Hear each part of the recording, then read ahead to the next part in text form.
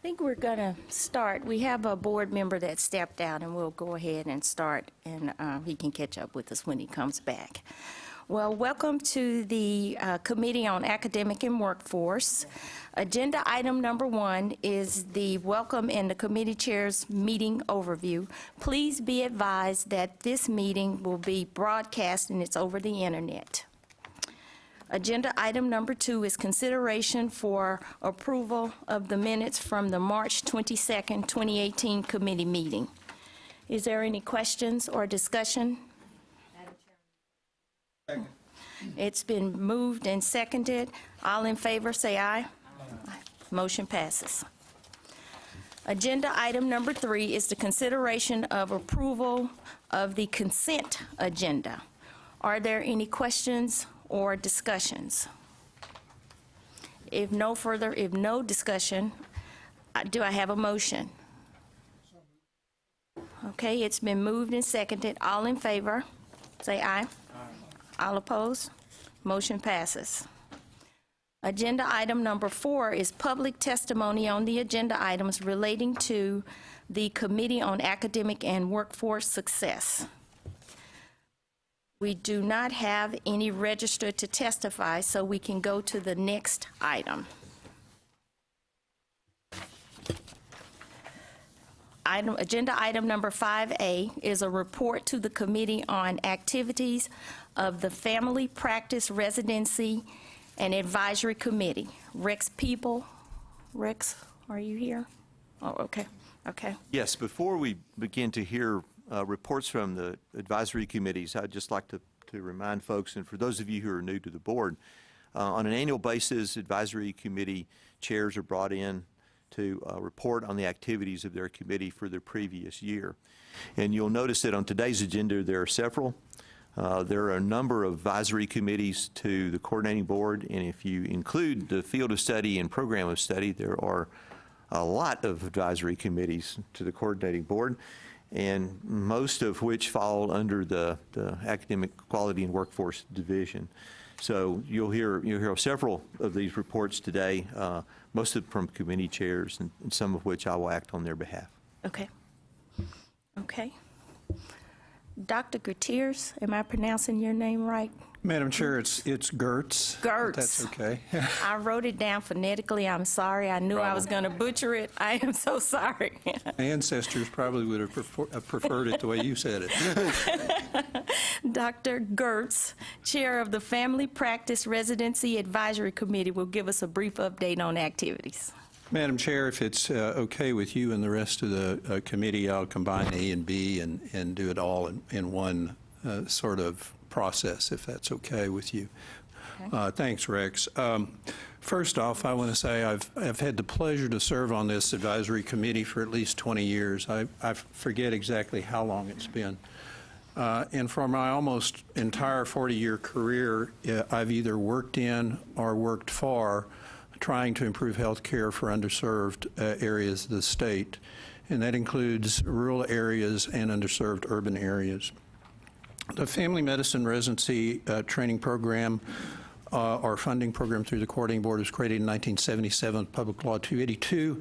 I'm a personal friend of one of the co-authors of that, who actually is Lyndon Olson, who lives in Waco.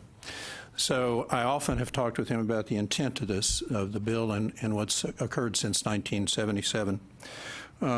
The purpose of the legislature and what the advisory committee oversees is to improve access to basic health care in the areas that I've mentioned that I have worked for almost 40 years. Hundreds of residents have been trained, and the vast, almost 80+% of them, have stayed in Texas to assess and provide care in those areas. I won't go through that. I went through a much lengthier presentation of that in the first year of the biennium. It is, I think, worth commenting that it is one of the programs that, without the shadow of a doubt, has data to indicate that its products go to areas of the state to improve access in ways that other programs have not done so. Our residency program, for example, in Waco, over the last 5 years, 46% of all the graduates have gone to either underserved areas of the state or essentially underserved urban areas such as community health centers. It's one of the largest percentages of any of the residency programs, graduating percent. Through the years, the funding for the program has been a bit erratic. If you look at item 5B, the second page, not the actual page that recommends the funding, you'll see since 2010, if you drew a graph, it would sort of look like my 2-year-old grandson trying to draw a straight line. It goes up and down and all over the place. I actually have to refer to Representative Otto. Before he retired, he chaired the appropriate committees in 2015, trying to address the issue of all these graduates from medical schools and making sure that we try and keep as many of them as possible in the state so they don't just leave the state.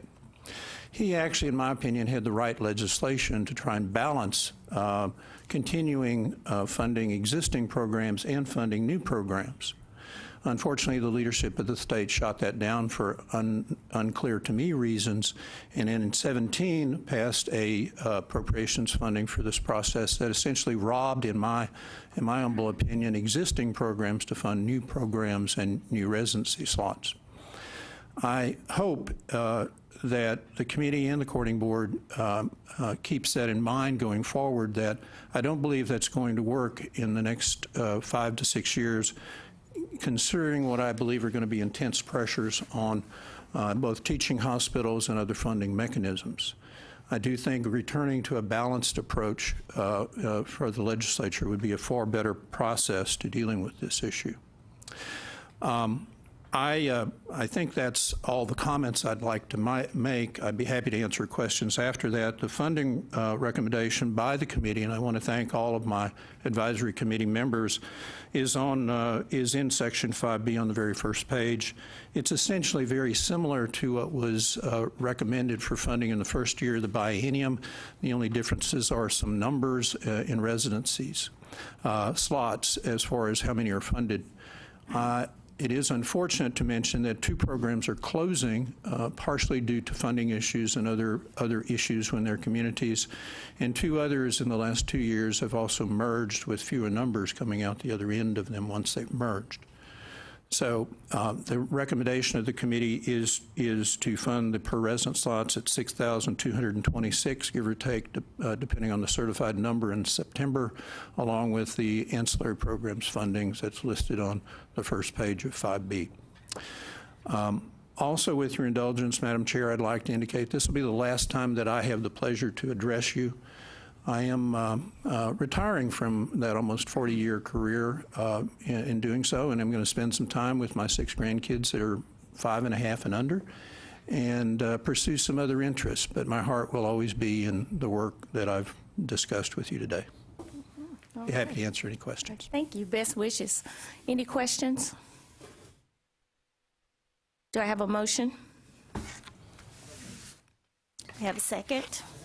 It's been moved and seconded. All in favor say aye. All opposed?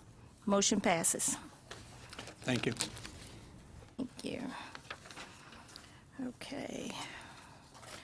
Moving on to agenda item 5D. 5D is a report to the Committee on Activities of the Lower Division Academic Course Guide Manual Advisory Committee. This is an information-only item. Dr. Norma Perez from Houston Community College serves as co-chair for this advisory committee and will provide a brief update on the latest activities.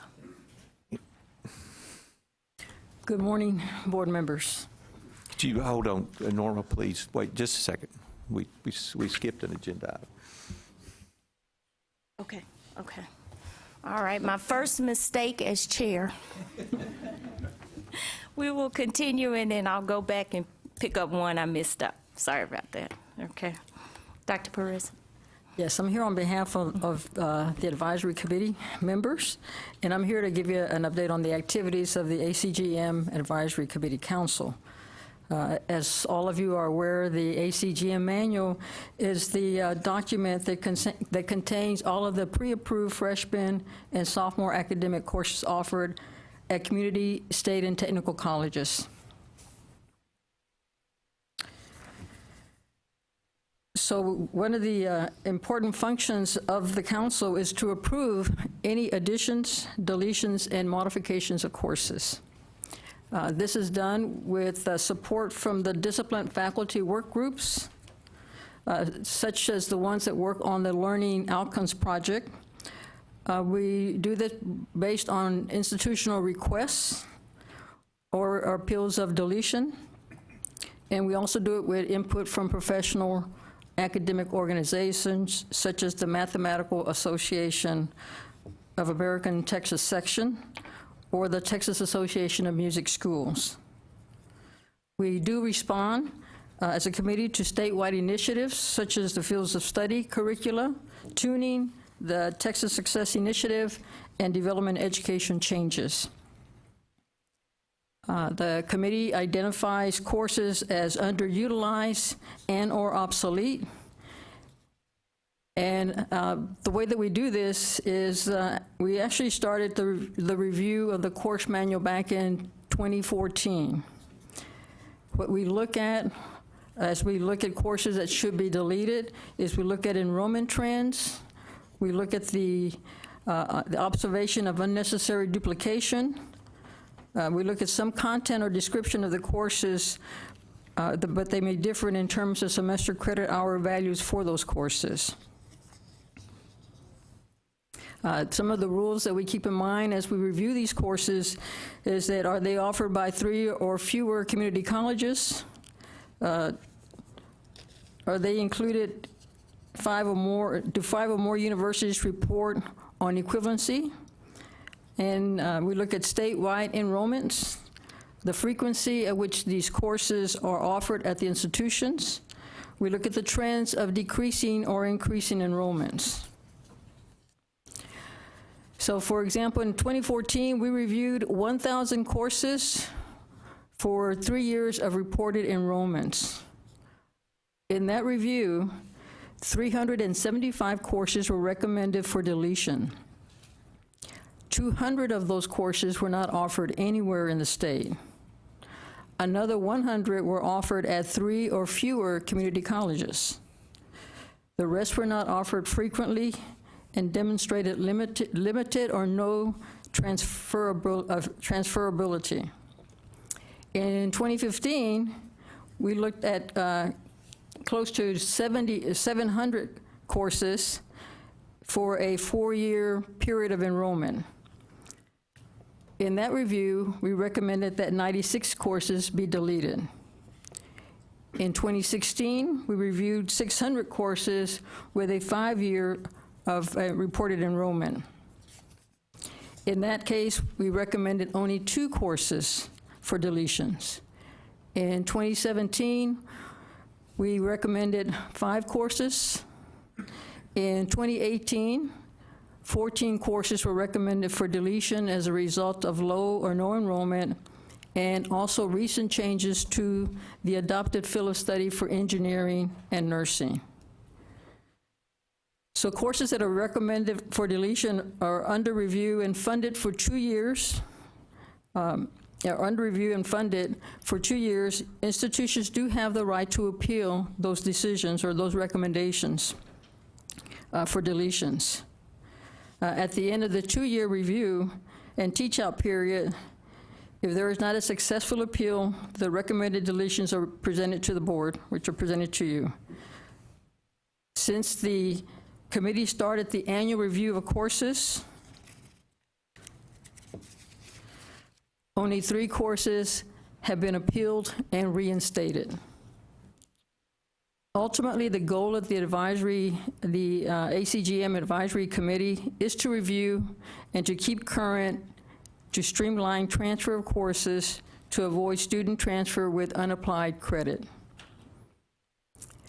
That is the end of my report.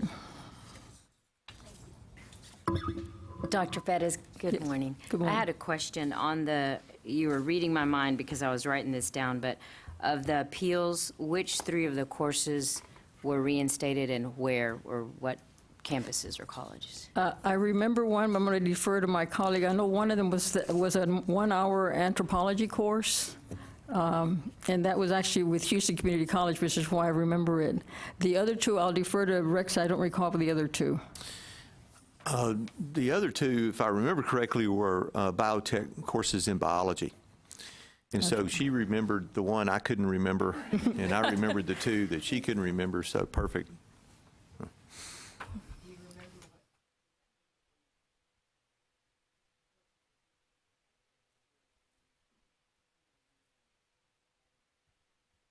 Yes, Right. yes. And the 1-hour course was actually a lab course attached to physical anthropology that fell into disuse, but then institutions brought it back.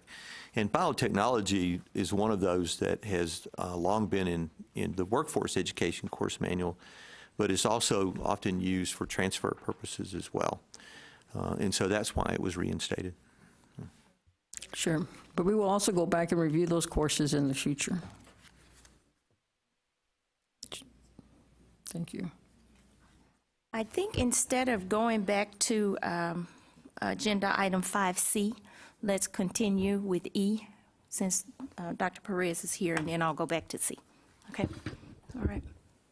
For item E, I'm going to defer to, again, Rex to present to you the recommendations of the committee. So Dr. Perez has outlined the functions of the ACGM, and one of those functions is to take the information that's given to them from field of study committees and deal with either course additions, deletions, and also revisions. And so what you have in front of you is courses that were revised as a part of the field of study for Mexican American studies. And so learning outcomes workshops are made up of faculty, both 2- and 4-year, that teach in those disciplines, and they come together and reach consensus on what the student learning outcomes and course objectives for those particular courses should be. So that's one part of the recommendation, and then the other piece of it is on page 2 of your blue page, which outlines the courses to be recommended for deletion. And again, keep in mind that all of these courses have been slated for deletion for 2 years. And so it gives institutions time to teach those courses out or to appeal the deletion if they want to. So, be glad to answer any questions. Yeah, personal finance, is this a particular course or under the ones to be deleted? That is, yes, that is a particular course. Now, and I should point out that personal finance is also taught under business rubric as well. But so sometimes what you'll see is that there are cross-listed courses, and under the HECO rubric, this course was rarely, if ever, used. But it's still taught under the business rubric. Any additional discussion? Do I have a motion? So moved. It's been moved and seconded. All in favor, say aye. All opposed? Motion passes. Going back to agenda item 5C, this is the discussion of the review and approval of off-campus teaching sites. This is an informational only item, and Rex, brief us on this, please. Thank you. So we thought it would be helpful to the board, particularly new members of the board, to have a little brief primer on our ability to approve off-campus teaching sites. And I want to point out at the outset that what we approve is their designation as a particular kind of off-campus teaching site, and we approve the courses and the programs that are taught there. But as was mentioned earlier, we don't approve institutions either purchase or lease of land or buildings for possible use for either courses or programs.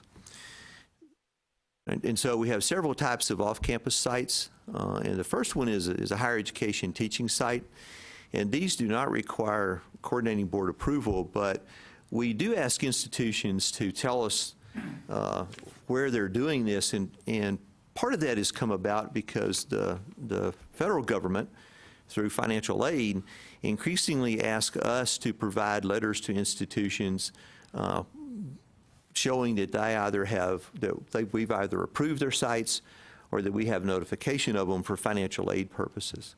And this is something that's come about primarily in the last couple of years. I've really seen an uptick in institutions requesting verification from us that they have approval for sites or that we have recognized those sites.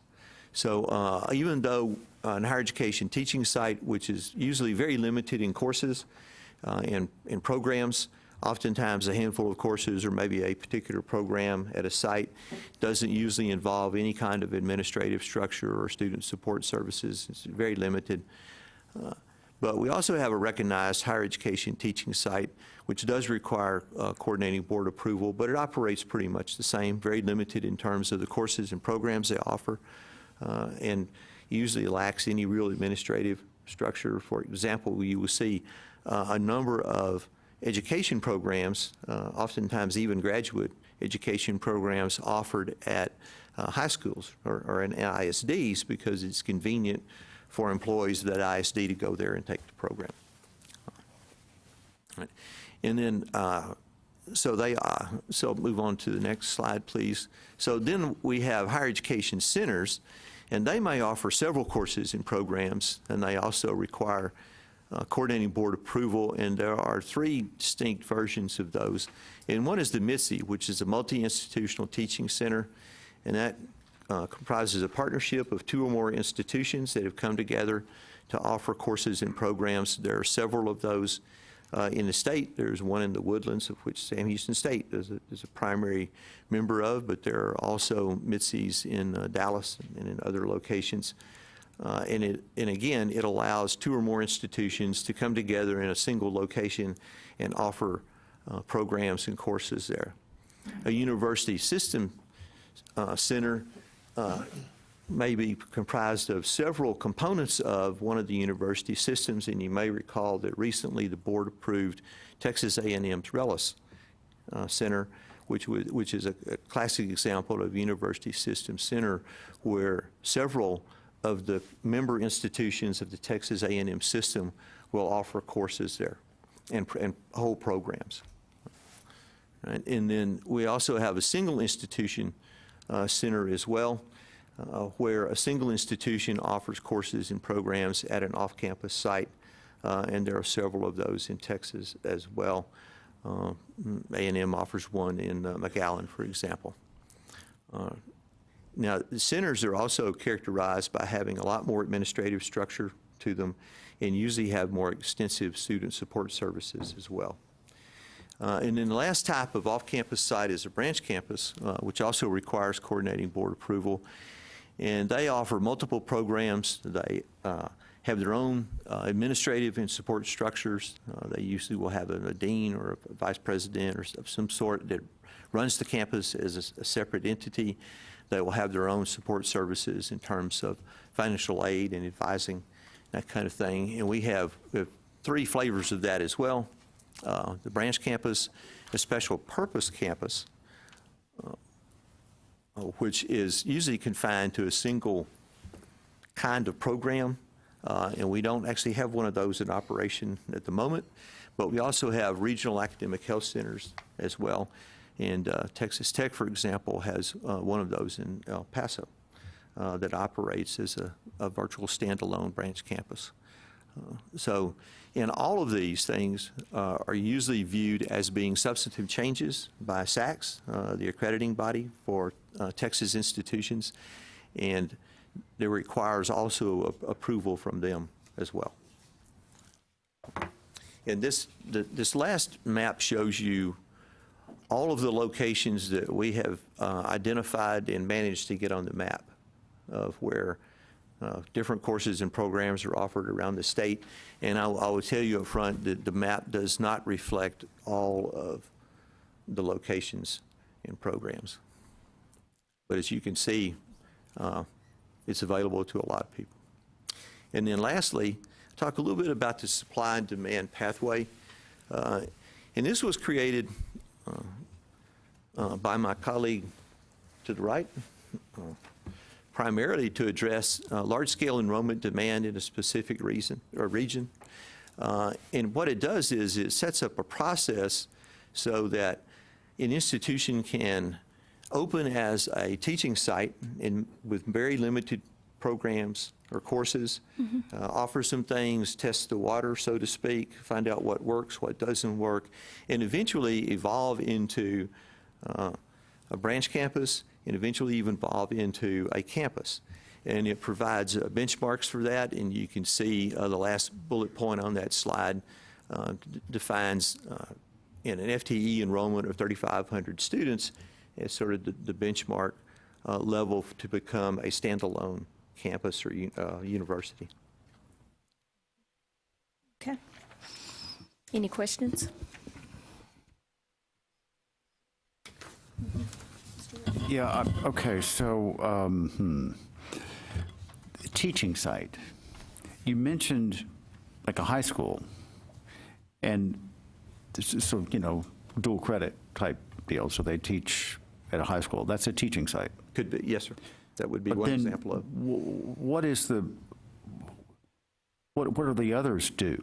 Teaching, you know, I guess I don't really understand. What's the difference between that and something else, like, you know, higher education center or a branch campus? What's the essence of it? Well, it's a matter of degree. It's a matter of the number of courses or programs that are offered there. Teaching sites usually have a very limited number of courses, and oftentimes only one program.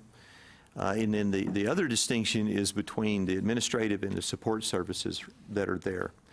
And so a teaching site rarely, if ever, actually has any administrative structure to it. It's usually just a location to go offer a program or offer a course. Whereas when you get to centers and to branch campuses, then you're going to have much more extensive administrative structure in the terms of officials that are on site to manage the campus, to manage the programs, to advise students, and that kind of thing. You know what would be helpful is like a table, you know, for each of these things, and then you list across, you know, the columns, like administrative, you know, staff, or just simple teaching, or whatever, and then you check the box for each of these, kind of like a little matrix or grid.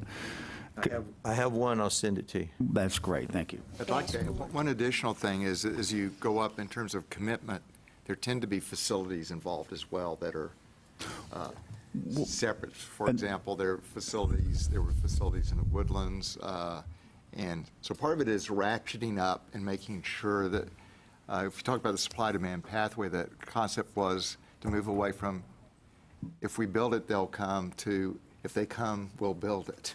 So the state really sort of tests the waters. But some of the earlier things are very simple. It's just you need, there's a need for a few courses in an area, and so they take advantage of, it could be a high school, it could be something in a strip center, it could be even, I don't know of any, but it could be in the offices of a chamber of commerce if that was what's available. But I think the chart that Rex is talking about is helpful, but it's really sort of maintaining commitment. And I'll mention from the Systems Center, UNT Dallas, A&M Central Texas, and A&M San Antonio all started as system centers. And so they evolved over time, but they demonstrated there was a real demand, and so you didn't put a lot of resources in place that it's hard to back away from if the demand isn't there. So the concept was to build the resources as the demand increases rather than putting it all in place and hoping it happens. Okay. Any other discussion?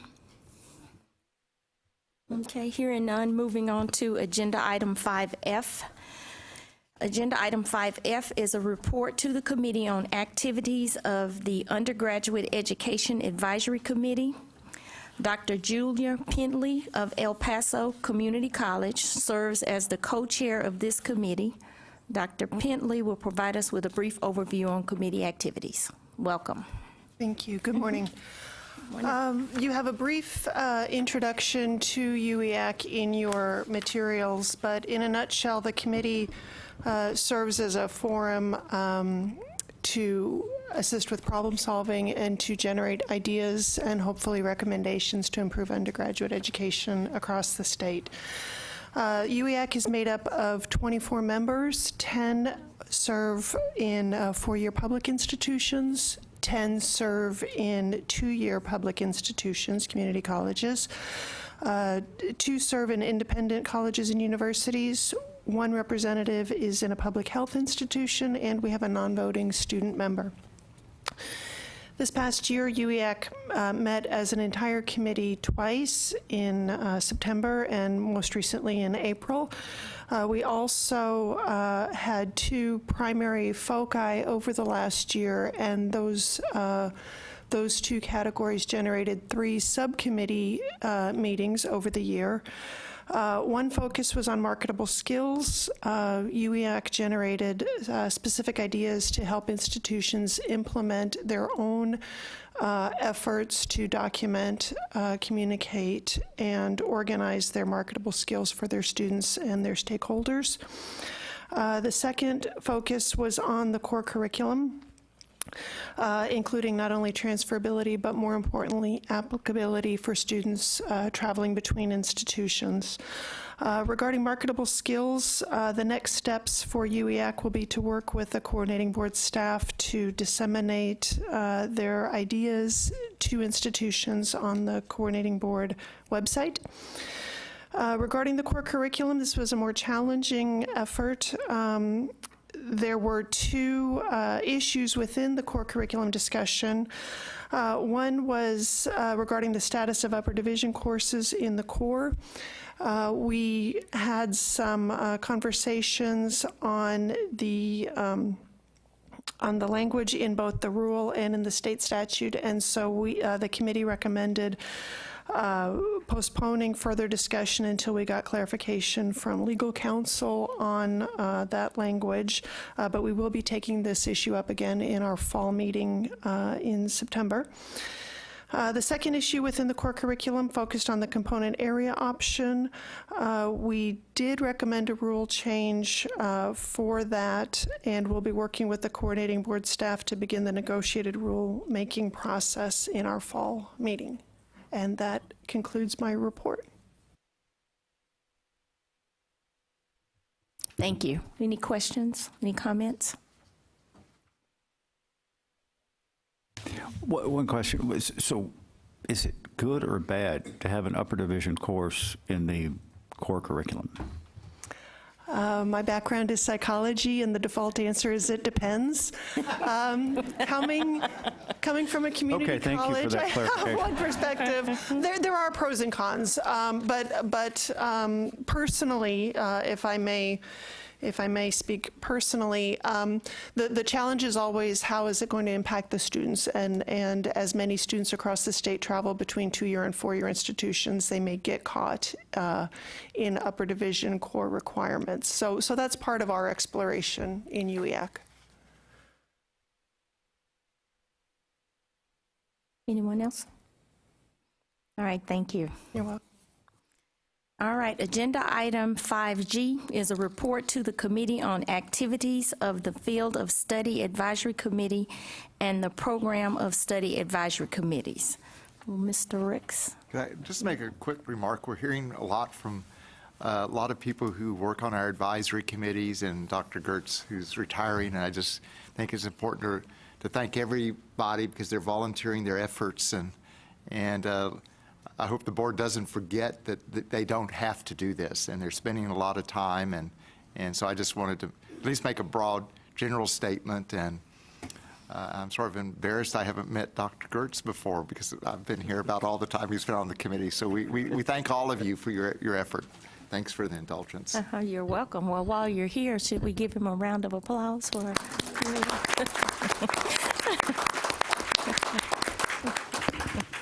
Thank you. Okay, Mr. Ricks, you have the floor.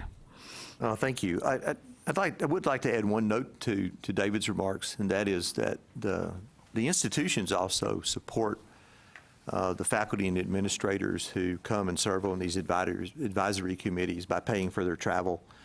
and so forth. So the institutions also deserve some thanks for being supportive of sending faculty and staff to these meetings to provide us with very important guidance and advice. So we appreciate the institutions as well for doing this. So item 5G is just a brief update on fields of study and programs of study. And if you'll recall, fields of study and programs of study are a major way at trying to get at the excess hour issue. And that is by creating fields of study that provide the lower division requirements for majors. And programs of study provide a block of courses that at the 2-year level that will transfer among Associate of Applied Science degrees. And so we strongly believe that as more of these are rolled out and as more of them are implemented by institutions, that will have a significant impact on the excess hour issue. And so I just give you a quick update on fields of study. And you may recall, as I've said in the past, that we have been focused on trying to identify the top 25 transfer degrees across the state of Texas, and then conduct field of study committees and bring to you finished fields of study for those top 25. And so by the end of this, you'll see that we've actually made some significant progress on this. In 2016, we completed 1 field of study. In 2017, we completed 7 fields of study that were approved by this board.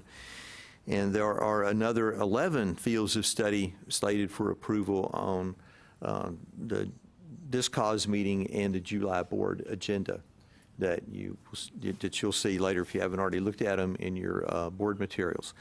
And we anticipate at the September and October meeting bringing an additional 7 at that time for approval from the board, although I won't promise that because one never really knows what's going to happen in these committees. Sometimes they reach consensus very quickly, and sometimes they don't. The committees are made up of both 2- and 4-year faculty and administrators directly responsible for those disciplines. So they're vested in the subject matter content of these things, and they're vested in their own institutions' programs.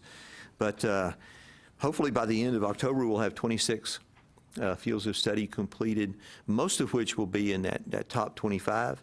And that top 25 will reach approximately 60 to 65% of all transfer students, of which there are many.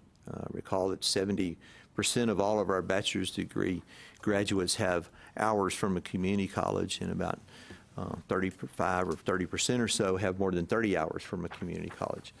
And so the transfer issue is becoming more of a swirling and almost a concurrent issue, while students who are on a degree plan at a 4-year institution may take hours at a community college in the summer.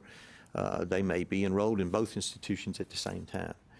And so trying to secure seamless pathways for them in making transfer, and most importantly, the applicability of the courses they take to majors is important. We think this is a major endeavor for doing so.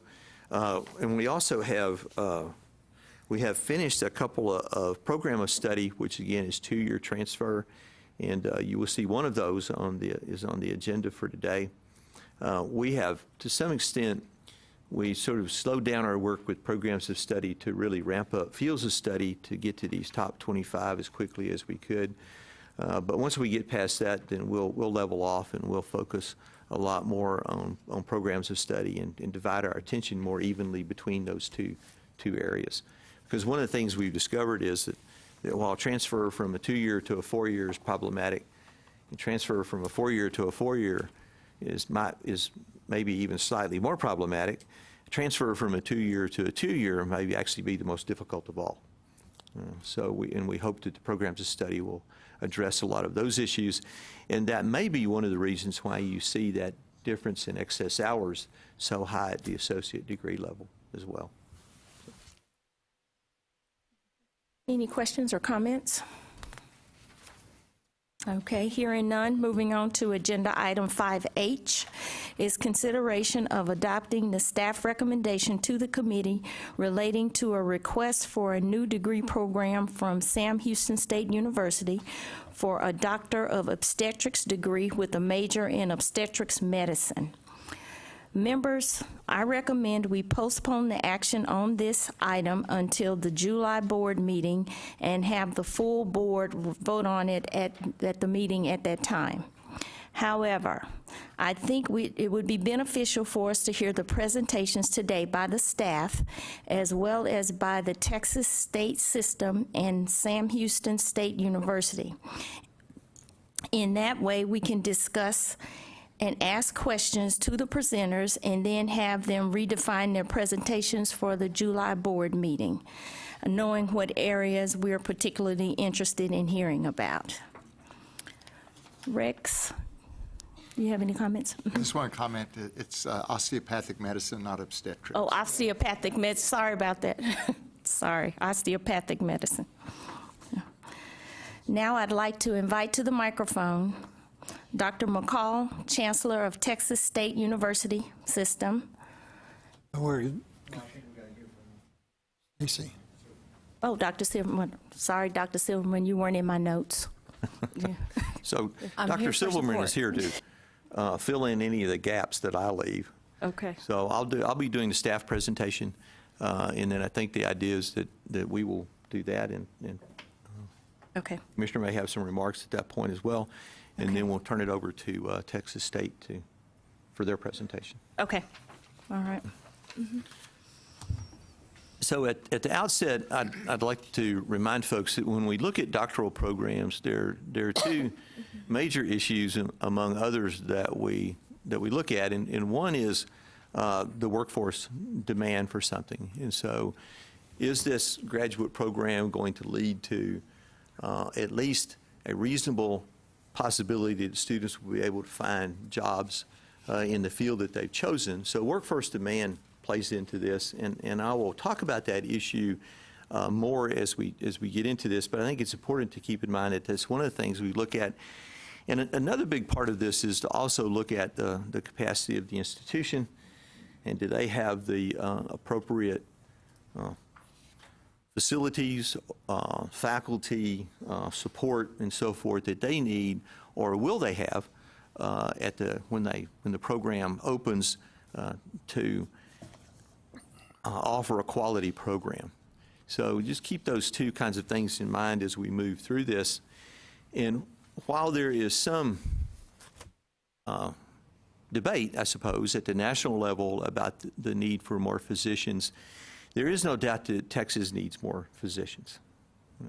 So in terms of workforce demand, there is clearly a need for physicians in Texas, and as you can see on this first slide, we've looked at where we need physicians the most, and certainly primary care is one of them, which and by definition in Texas statute, primary care encompasses family medicine, internal medicine, pediatrics, and obstetrics gynecology. And what we've also listed out there is the number of years of graduate medical education that come after medical school, and in order to be fully certified and licensed to practice in those particular areas. And so most of them require 3, obstetrics, gynecology require 4 years. We've also put a couple of little tidbits of information there. 65% of those who do residency in internal medicine wind up then subspecializing in areas such as gastroenterology or endocrinology. And then pediatrics and obstetrics gynecology have become increasingly dominated by females. So they are now today in residency positions primarily female. So we know we need more physicians, so that begs the question of then how do we get there, and what is the best way to do it?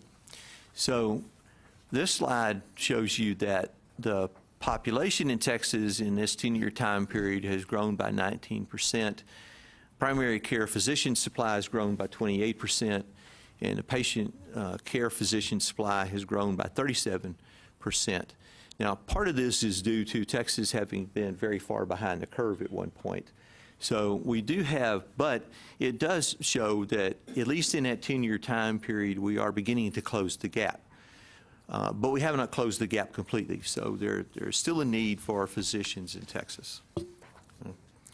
And then what this next slide shows you is a little bit about the work file profile of physicians in Texas, and it gives you two pieces of information, Texas as compared to other states. And that first part is a state where GME was completed for all active physicians in the state. So at the time this data was collected, of all of the practicing physicians in the state of Texas that completed their, 52% of them completed their GME in the state of Texas. And then the second part of it is the practice location of physicians who completed their GME in a particular state. And so in Texas, it's 59%. We often use the measure of 60% of those who get their GME training in Texas remain in Texas to practice as physicians. And so the actual number is 59%. And then and Stacy, feel free to jump in here and add to this whenever you.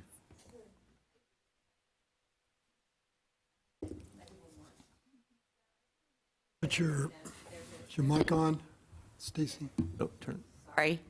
Okay. I'm loud anyway, but that helps. Stacy? Yes. Would you mind introducing yourself? I would have introduced you, but you're not in my notes, please. I apologize for that, too. Thank you. I'm Stacy Silverman. I work in the Division of Academic Workforce, Academic Quality and Workforce. I can never remember the Q in there. Okay, so, but just for a quick overview, we have a physician distribution issue. We have a problem with our physicians not going out into the rural communities. As Dr. Gertz eloquently talked earlier this morning, we have the family medicine residency program, which actually was set up to try and get physicians to stay in state and to stay in go into rural communities. That program also offers family medicine residents the opportunity to go out into a rural community and spend a month out there and do a rotation and see what it's like to actually work in a rural community. At one point, that program had as few as 3 residents going, and at the highest point, it had 80. Currently, we have about 60 of our 730 family medicine residents going out into a rural rotation. We've got access to care issues. We all understand that. It's not new to anyone. Underrepresented groups have difficulty also getting to physicians. And we have issues in Texas. We're a large state. Transportation is an issue. We actually have in the Panhandle a couple of counties that are, if you drive through 3 counties, there's no physician. So there's a distribution issue. There are also not that many people either. So that's an issue as well. I'll click forward. I just wanted to make sure we understood the distribution issue. So while the physician population has grown, our Texas population has grown so fast in comparison to the rest of the country. So Texas has a lot of people come into Texas, and a lot of physicians come into Texas as well. So this particular slide, what's really interesting, and I think is important to point out, is you got the state population at the top of the slide, which is 27 million. Then you've also got on the right-hand side, you've got the number of medical students that are enrolled. That's 7,632. The total residents at 7,997. That doesn't take into account those students who will eventually be graduating, and this is 2016 data, so it doesn't have in it the new medical schools. So UTRGV and Dell Medical and Incarnate Word, which has 160 students. So you can see Texas is right at sort of parity with that. Now, residency training is a much longer process, so it can take from 3 to 7 years as opposed to medical school, which takes 4. So that top block is all the practicing docs in Texas, where they actually came from, where they did their residency. That bottom block is the practice location of everyone in the state that went where they went after they completed their residency. And you can see that 60% of those are in Texas. So regardless of where you went to medical school, we retain 60% here in Texas. So I'll turn it back over to Rex now. Oops, I'll go back to the right slide. You're doing so well. So this next slide just shows that the number of physicians licensed to practice in Texas has not only steadily increased over the years, but since 2002 has actually more than doubled. So again, we're closing the gap. Part of the question may be, are we closing the gap fast enough? And again, what is the most efficient way to close the gap as well? This next slide just shows you the number of medical schools in the 10 most populous states. And we just show you this to point out that California has approximately 10 million more people than we do. They have 13 existing medical schools with 2 being proposed, which would bring them to 15. And Texas has 12 existing with 3 being proposed, which would also bring us to 15.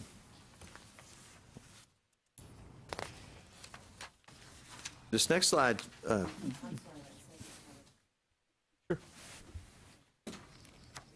Who are the 3 being proposed? The Sam Houston State University Doctor of Osteopathic Medicine. Right. We also have received proposals from the University of Houston and from University of North Texas for MD, medical doctor degrees. Thank you.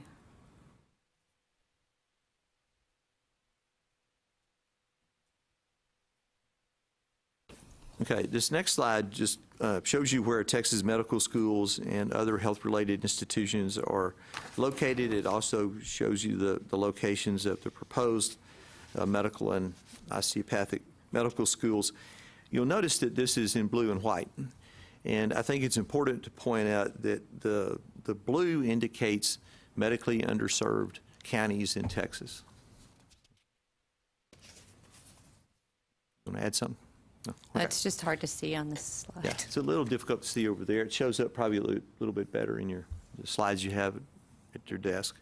In this slide then just talks, also demonstrates the first-year medical school enrollment has increased 52% since 2004. So as a state, we've made a lot of progress in trying to address the physician shortage. And so one of the ways that Texas has tried to address the physician shortage is by focusing on graduate medical education. And this is related to 2 things. One is that it's fairly clear that physicians tend to practice in the places where they did their residency training, wherever that might be. But also, as you can see, Texas is also very attractive to out of state. And so part of the idea, frankly, behind focusing on graduate medical education is the notion that physician education is expensive as an overall process. And frankly, if we can get physicians trained in some other state to come to Texas to do their GME and then stay here, we've saved some money, and we've also helped address our own physician shortage. So we have long had a focus on GME. Several years ago, Texas was challenged by the Association of American Medical Colleges to increase the number of medical students by 30% in order to address our own physician shortage. And as a state, that figure has been met and exceeded. So then the big question is, and I'll quote from our own commissioner, how can the state best support the entire physician education pipeline to ensure these health professionals learn, train, and ultimately practice in Texas? And again, much of the focus has been placed on GME. So if you go to the next one, you're already there. Thank you. So We know that about 80% of the physicians who complete both their medical degree and their residency training in Texas remain here to practice. As I said before, about 60% who do their graduate medical training here stay to practice. And as a result of that, in Texas Education Code Section 61.0661, you will see that it establishes a goal for the state to achieve the 1.1 to 1 ratio of residency positions to medical school graduates. And as a result, since 2014, Texas has established several GME expansion programs to do that and has established 1,200 new positions to meet that demand and to meet the need. And again, part of that 1.1 to 1 is the idea that we will have residency positions that are readily available to folks from outside the state of Texas to come in, do their graduate medical education here with the hopes that they will stay in the state of Texas and practice medicine here. So in the 2021 biennium, we will have 3 new medical schools that will start producing graduates, and those are, as Stacy already mentioned, UTRGV, Dell Medical Center, and Incarnate Word, which is a private institution in San Antonio. And they will start turning out approximately 200 graduates. We won't really know the real number until they actually start graduating students. But at that time, we're going to need more residency positions, probably at least 190 new positions in order to meet the new graduates that will be coming out from those medical schools. And so we have crafted an exceptional item request for an additional approximately $60 million to fund those residency positions that will be showing up in that next biennium. And total amount of money that will be needed to maintain the 1.1 to 1 ratio will be approximately $158 million for the biennium. So as you can see, Texas has made a significant investment in graduate medical education. The next slide shows you the Texas cities with 1 or more residency programs. And you can also notice that there are 2 highlighted in red as opposed to blue, one in Wichita Falls and one in Corpus Christi. And Dr. Gertz actually alluded to this, that these are residency programs that are closing because it's expensive to maintain residency programs. It's a very costly endeavor. Usually the number of $150,000 per year to train a resident is used as sort of the benchmark for the cost of residency programs. Our programs will fund approximately 1/2 of that cost, and the other half comes from the community, the hospital that they're in. It comes from Medicare, who also helps pay for residency programs and so forth, but it's a costly endeavor. And Wichita Falls and Corpus Christi are closing theirs primarily because they can't financially sustain them any longer. All right. The next slide shows you just what I talked about in terms of what we need to maintain graduate medical positions. We currently have 1,814 positions. By 2021, we will need 2,164 to accommodate the 3 new medical schools. And so it's easy to see that if we add more medical schools, then eventually we'll have to also figure out a way to accommodate those as well if we want to maintain the 1.1 to 1 ratio going forward. So this slide shows you, gives you some information about physician salaries, and while they're high, they also vary widely by medical specialty. And what you can see there is that we have 3 that are generally considered family practice, which is family medicine, the OBGYN, and internal medicine. And you can compare the salaries of those to orthopedic surgery, dermatology, and general surgery. And what the takeaway from this is that part of the problem we face in trying to deal with primary care needs is that the incentive structure for someone coming out of graduate medical education or in medical school, or I'm sorry, coming out of medical school with high levels of debt is to then specialize because they can make more money and more easily pay back their student loans. And medical school, by any stretch, is an expensive proposition.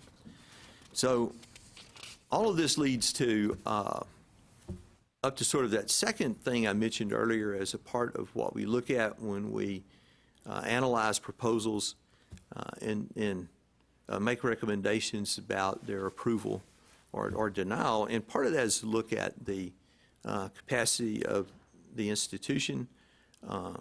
Does it have the appropriate, or will it have the appropriate facilities, faculty, and so forth? And so this brings us to then their particular proposal. And their proposal will focus on the physician workforce of East Texas. And it will try to emphasize and will emphasize primary care and other needed specialties as well.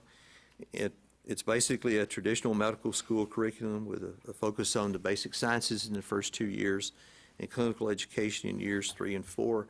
But in addition to that, as a medical school for osteopathic medicine, then it also emphasizes the osteopathic manipulation and so forth, which some people find rather interesting. But I can tell you from personal experience that an osteopath fixed my back once, and he did it without actually ever touching me in the process. So he didn't even have to manipulate anything to identify my problem.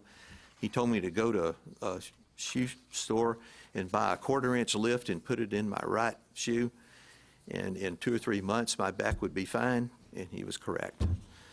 And so there is something to commend osteopathic medicine. You know, that was a long time ago, and I can't remember. And I know he's since retired, and he has probably since passed away, unfortunately. So the tuition and fee schedule that Sam Houston State University proposes is $55,000 per year in the first year, and then it rises to $59,488 by year 4. They also estimate in excess of $15 million or more in funding that would be generated by this that could be used for other purposes at the institution. And the next slide just gives you a table and shows you some information. And we have here for 150 students versus 162. So the institution plans on admitting 162 students and then graduating 150. So they anticipate a very low attrition rate, which is not unusual in medical schools, by the way. So this brings us to the staff's major concerns with the proposal.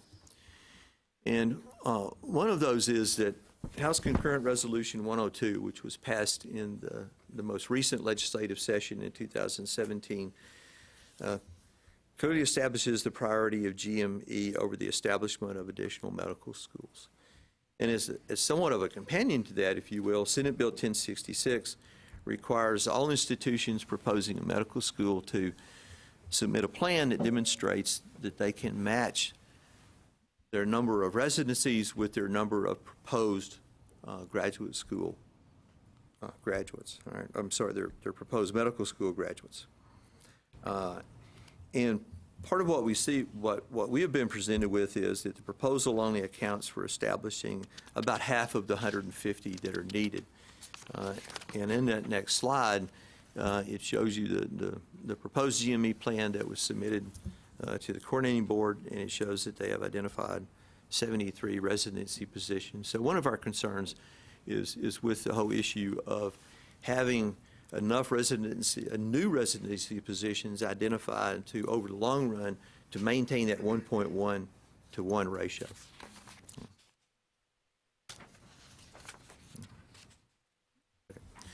Our other major concerns with the proposal revolve around faculty. So they have proposed a hiring of 25 new positions by fall of 2020. We have looked at the other 2 new public medical schools in Texas, and that seems to be inconsistent and very low by comparison with the other two. But probably a more important concern is what we see as an absence of support programs here. So both UT-RGV and the Dell Medical Schools had long-standing histories of having PhD programs in the sciences, which medical schools have a tendency to borrow from. They use those faculty to teach the basic sciences, particularly in those first 2 years. It also provides research opportunities for medical students to become involved in research early on in their careers. And so we're also concerned with the program costs.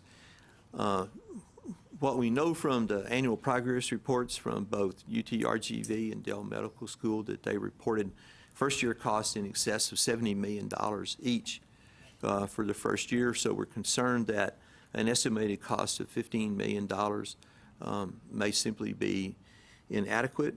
And we have a concern also about clinical rotations in the rural hospitals not being well established. So the third and fourth year of medical school is generally practiced out in the field. And that's the clinical rotations that I refer to. And so they will need 150 rotations in the first year and 300 in the second year, and it's unclear that they've been well established. And Stacy, if you want to. In the third and fourth year, so. I'm sorry. Okay, and then the last slide that we have for you is just a breakdown of current tuition fees and health insurance of in-state schools.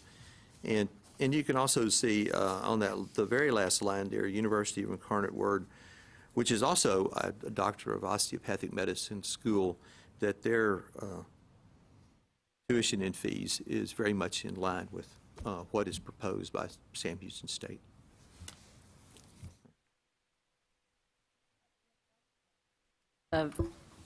So I guess I'm a little bit confused, but so did this report include the staff's opinion, or the opinion also of the consultant and the desk review and all that, of their analysis of this? And have we seen it, or has? So the final staff analysis would always include a review or a look at or an analysis of the site reviewer's report as well.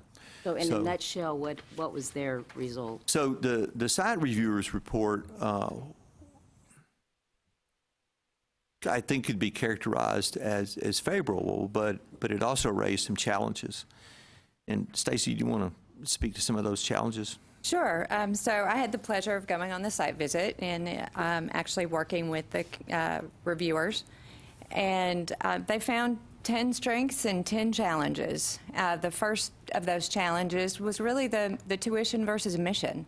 I believe that's how they phrased it in their report. The reality that a student coming out with debt of $240,000 and locating in a rural community is optimistic, is what it is. So that was one of the big concerns.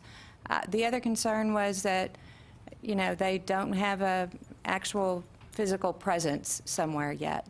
So it was unclear where it's going to be in Conroe in a new development, and I think the site visit reviewers were concerned, but they also understood that the footprint, I believe President Hoyt explained clearly that the footprint in Huntsville is they're kind of stuck there.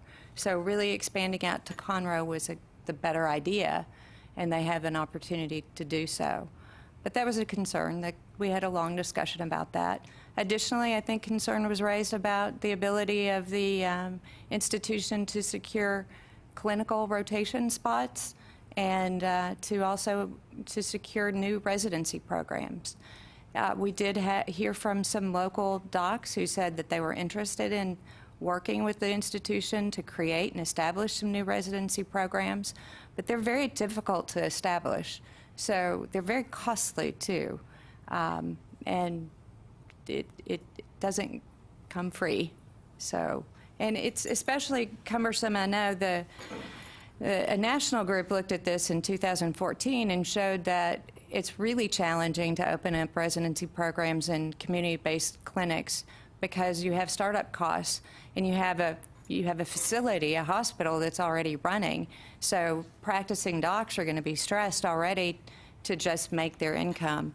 And then in addition to being able to teach and do research in those smaller communities is also cumbersome. So it was favorable and, I mean, So it was challenged. Okay. They thought So- they could do it. They thought, potentially. Yeah, I get it. I just wondered if, what was said in that whole consultant report. Because I think that's an important part that comes into play when we make a decision like this as a board. But then I also have another question. On slide 20, of our current medical schools, how many of those are located in Dallas, Houston, like major metropolitan areas? Like of these listed here? Those listed there in a Like how many are in Houston, for example?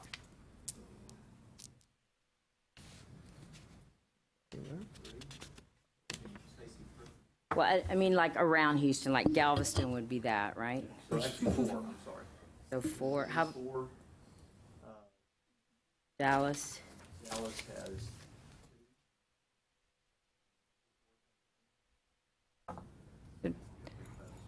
So we can walk down the list. So Baylor's in Houston, UT Health Science Center's in Houston, A&M College of Medicine is actually, it's actually a really distributed model. So it's in College Station. Students start out their first year in College Station.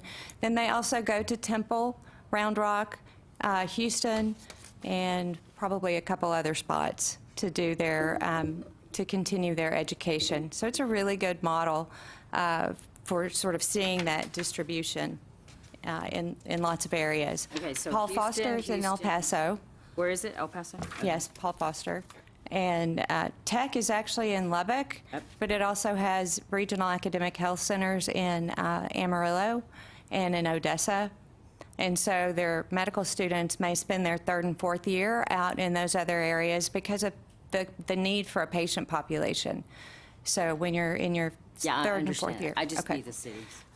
Then we've got, what's next? Rio Grande Valley is in Harlingen. No, the Texas Medical Branch School of Medicine. Oh, sorry. That's in Galveston. UTMB's in Galveston. So it's close to Houston. So it's close to Houston. service Houston. Right. Yeah, I'm just trying to get like an idea. Yeah, of where San these- Antonio, and we can redo this and Okay. put the locations So- actually. Southwestern's in Dallas, Yes, Dell's in Austin. yes. Okay, And UNT is in Fort Worth. got it. Okay. And Incarnate Word's in San Antonio. I have a question for you. Are there any statistics to show that getting a medical degree and staying in an urban area is just as costly as getting a medical degree and working in a rural area? In other words, is the debt the same? So if you come out of first year your undergraduate, depending on where you go, you collect that debt on the way, then you enter into medical school and you collect sometimes a whole lot more debt. So if you go and practice in a rural community, you're not going to be you're not going to be paid as much because physicians in rural communities don't get paid as much as physicians do in Dallas or Houston or in an urban area. So being able to pay off that debt would be more challenging if you go to a rural community. So we need them to go to rural communities. Absolutely. You don't get paid as much, but it costs of living a lot lower too. So you don't spend as much on living, so you have more money left over to pay for your debt.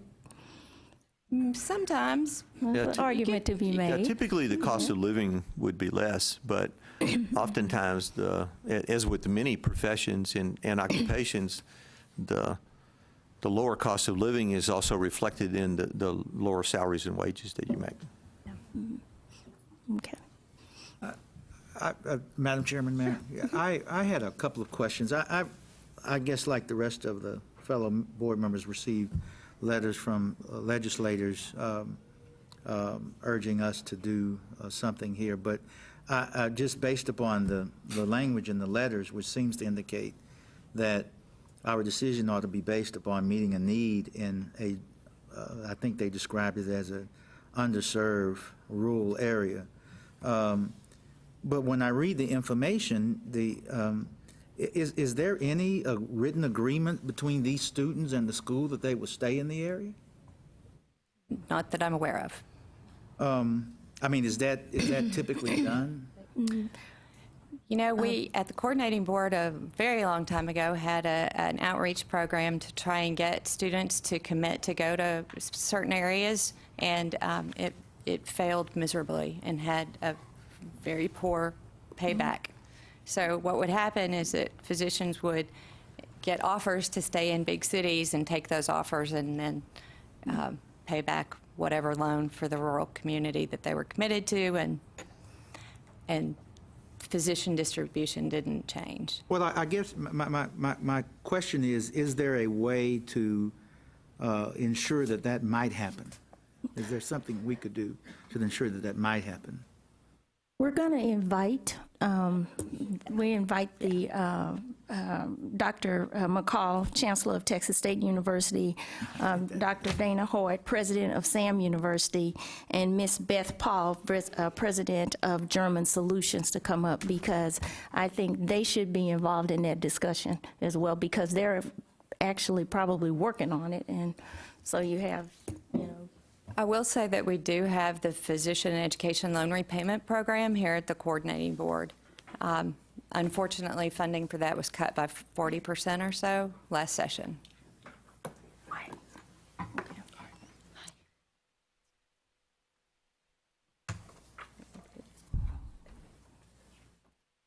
I think you should probably stay. Okay.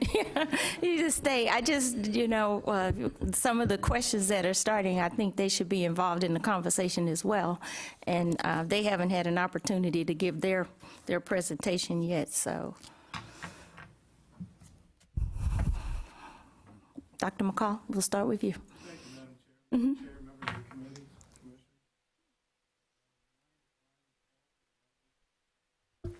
My name is still Brian McCall, for the record. I'm Chancellor of the Texas State University System. Thank you for the opportunity to address you. Thank you for the gracious manner in which you have heard our concerns going forward so far. Thank you for, I hope, continuing to hear our concerns and efforts and solutions until such time as you pass this. We're seeking coordinating board approval for an innovative solution to a problem in Texas. In Texas, being the second fastest growing state, ranking 47th among the 50 states in primary care solutions, with 80% of the counties in the state defined as medically underserved. We live in a state where more physicians are eligible to retire this year by a 3-to-1 ratio than the number of medical students we are graduating.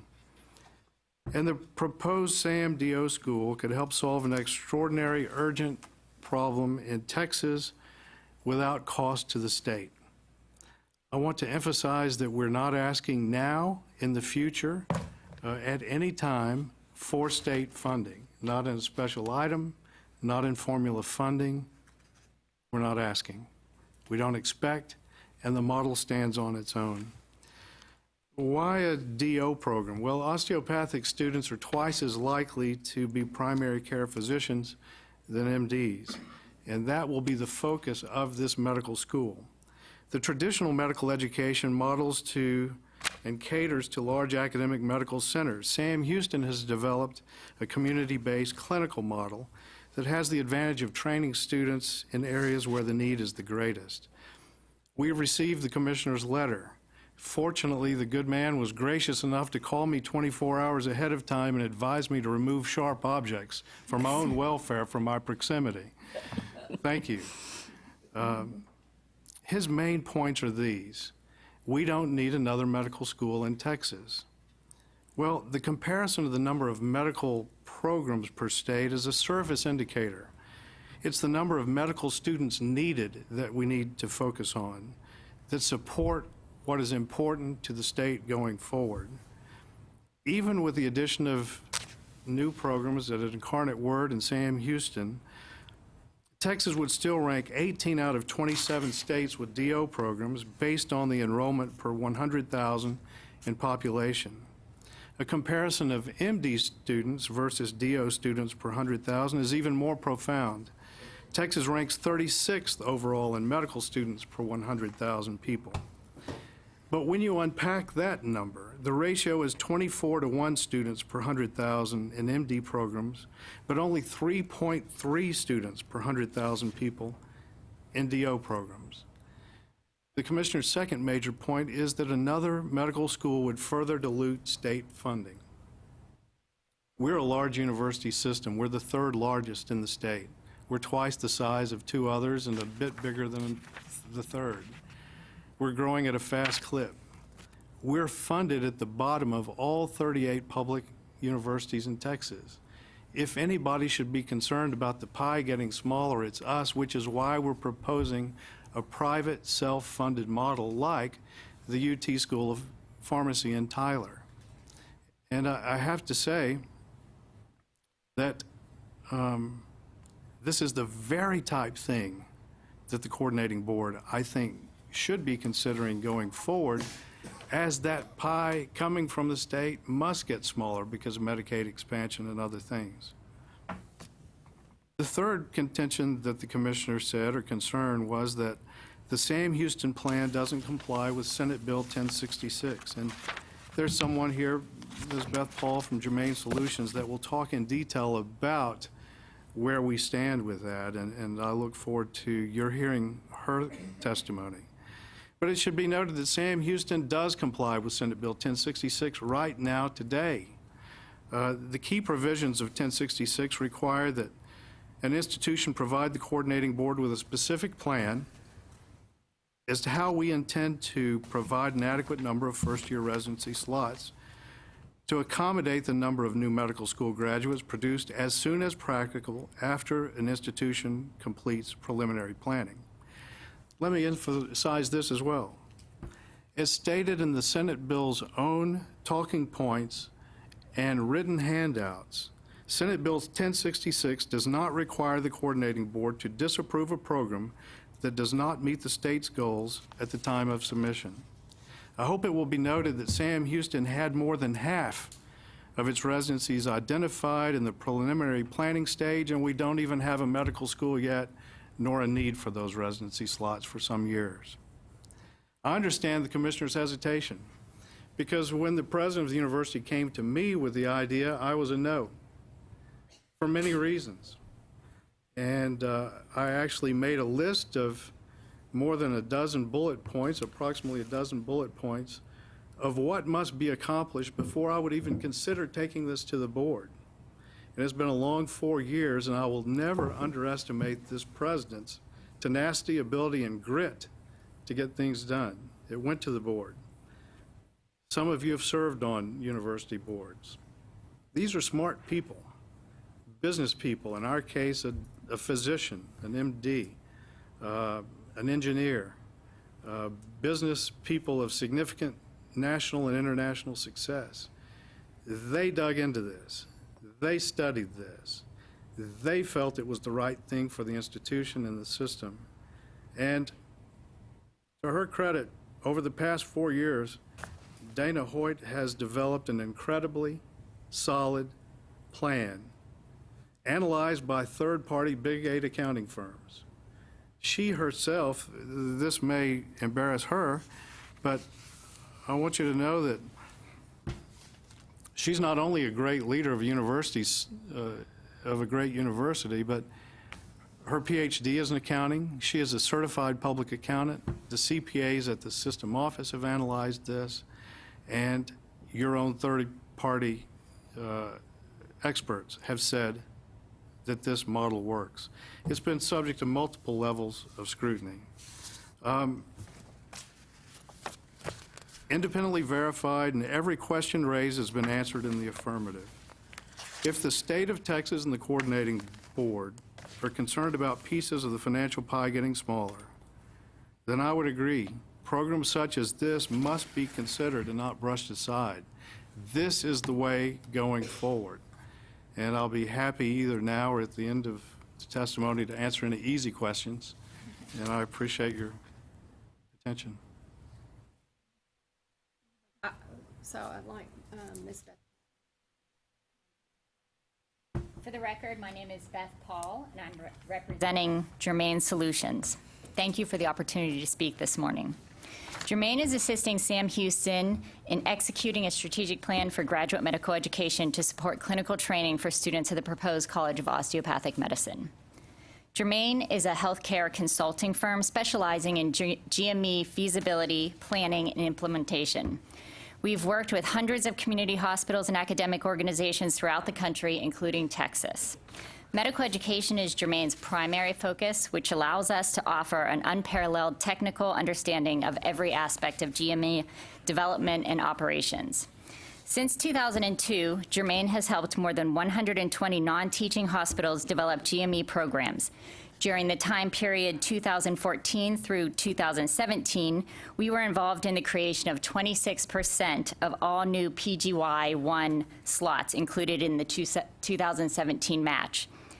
Our applications have a success rate of 97%.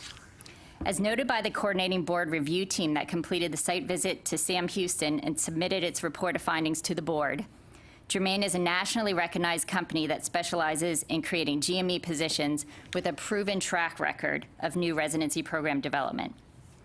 It is our experience that hospitals throughout the country have a strong interest in developing new GME programs, not only to address the critical physician shortages that we've talked about here today, but also to train a workforce that's able to work effectively within their own specific health systems. Compared to other states where we've worked, we particularly feel that the state of Texas is fertile ground for GME development, particularly in the geographic area of focus for Sam Houston. That is due to the number of non-teaching hospitals that have the capacity to develop new programs and the multiple hospitals throughout the state that have existing federal funding caps that are able to utilize a relatively new rural designation strategy to develop new programs. We've analyzed the GME capacity and potential federal funding at hospitals throughout the state to determine the opportunity for GME development. Our analysis provides a range of new PGY-1 residency slots once programs are developed at each hospital that we've identified as providing opportunity.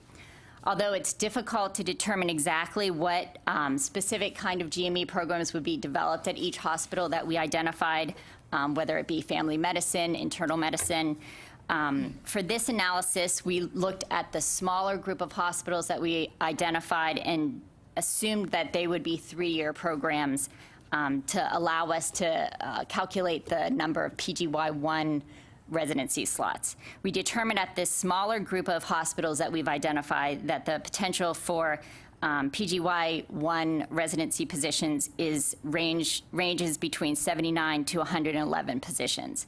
At the larger hospitals that we identify, we assumed that programs would be both 3- and 4-year programs, but we used a 4-year program assumption to stay on the more conservative side. At these larger hospitals that we identified, we calculated that there was a range of between 93 and 124 new PGY-1 positions. This brings the total potential PGY positions to a range of between 172 and 235 positions at the hospitals that Germain identified, far above the class size for the proposed College of Osteopathic Medicine.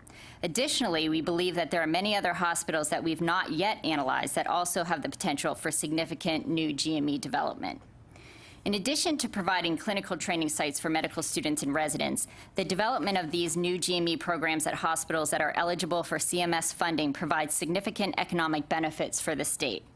Because the federal government will provide federal funding for the development of new residency programs, the state will be the recipient of a significant amount of fresh dollars coming into the state's economy. Based upon our analysis of the expected CMS reimbursement for each of the hospitals identified, Germain estimates that between $68 and $93 million of CMS funding will be provided on an annual basis to the hospitals that we've identified. This funding will provide positive impacts on the state and regional economies in terms of business volume generation, jobs, and tax revenues. In conclusion, Jermaine is convinced that there is significant opportunity for the development of PGY1 residency positions at hospitals throughout the state. In addition to continuing to identify more hospitals throughout the state that provide opportunity for GME development, we will continue to work closely with Sam Houston to help the hospitals that we've already identified move forward with GME programs to train Texas medical school graduates, and more importantly, to address critical physician shortages impacting communities throughout the state. Thank you for the opportunity to provide my testimony. Thank you. Dr. Hort. Okay, I didn't know if, for the record, my name is Dr. Dana Hoyt, and I'm president of Sam Houston State University. I truly appreciate the ability to come before you today and discuss why I've become so passionate about this medical school. Entering into this process, I just, looked at it as an academic program. But I come here today to represent those 3 million citizens in that rural and underserved area of Texas. To put that in perspective, Texas rural counties have more citizens than half of the states in the U.S. I'm here for those without adequate access to health care, and I'm here because Texas does not have a health care problem. In those areas, we have a crisis. Can you imagine living in a county that has no physician? Can you imagine driving an hour to seek medical help for your child? Can you imagine being in critical condition and unable to see a doctor in those life-saving minutes? Believe me, those people in those counties can, and I have heard those stories. This is a reality for millions of Texans. 80% of our counties are classified as medically underserved, and Texas ranks near the bottom in number of primary care physicians, 47 out of 50 states. Alarmingly, almost 1/3 of our counties have 5 or fewer doctors. My team and I have maintained an active dialogue with the very people we serve, those who are personally affected by the physician shortage and inadequate health care access.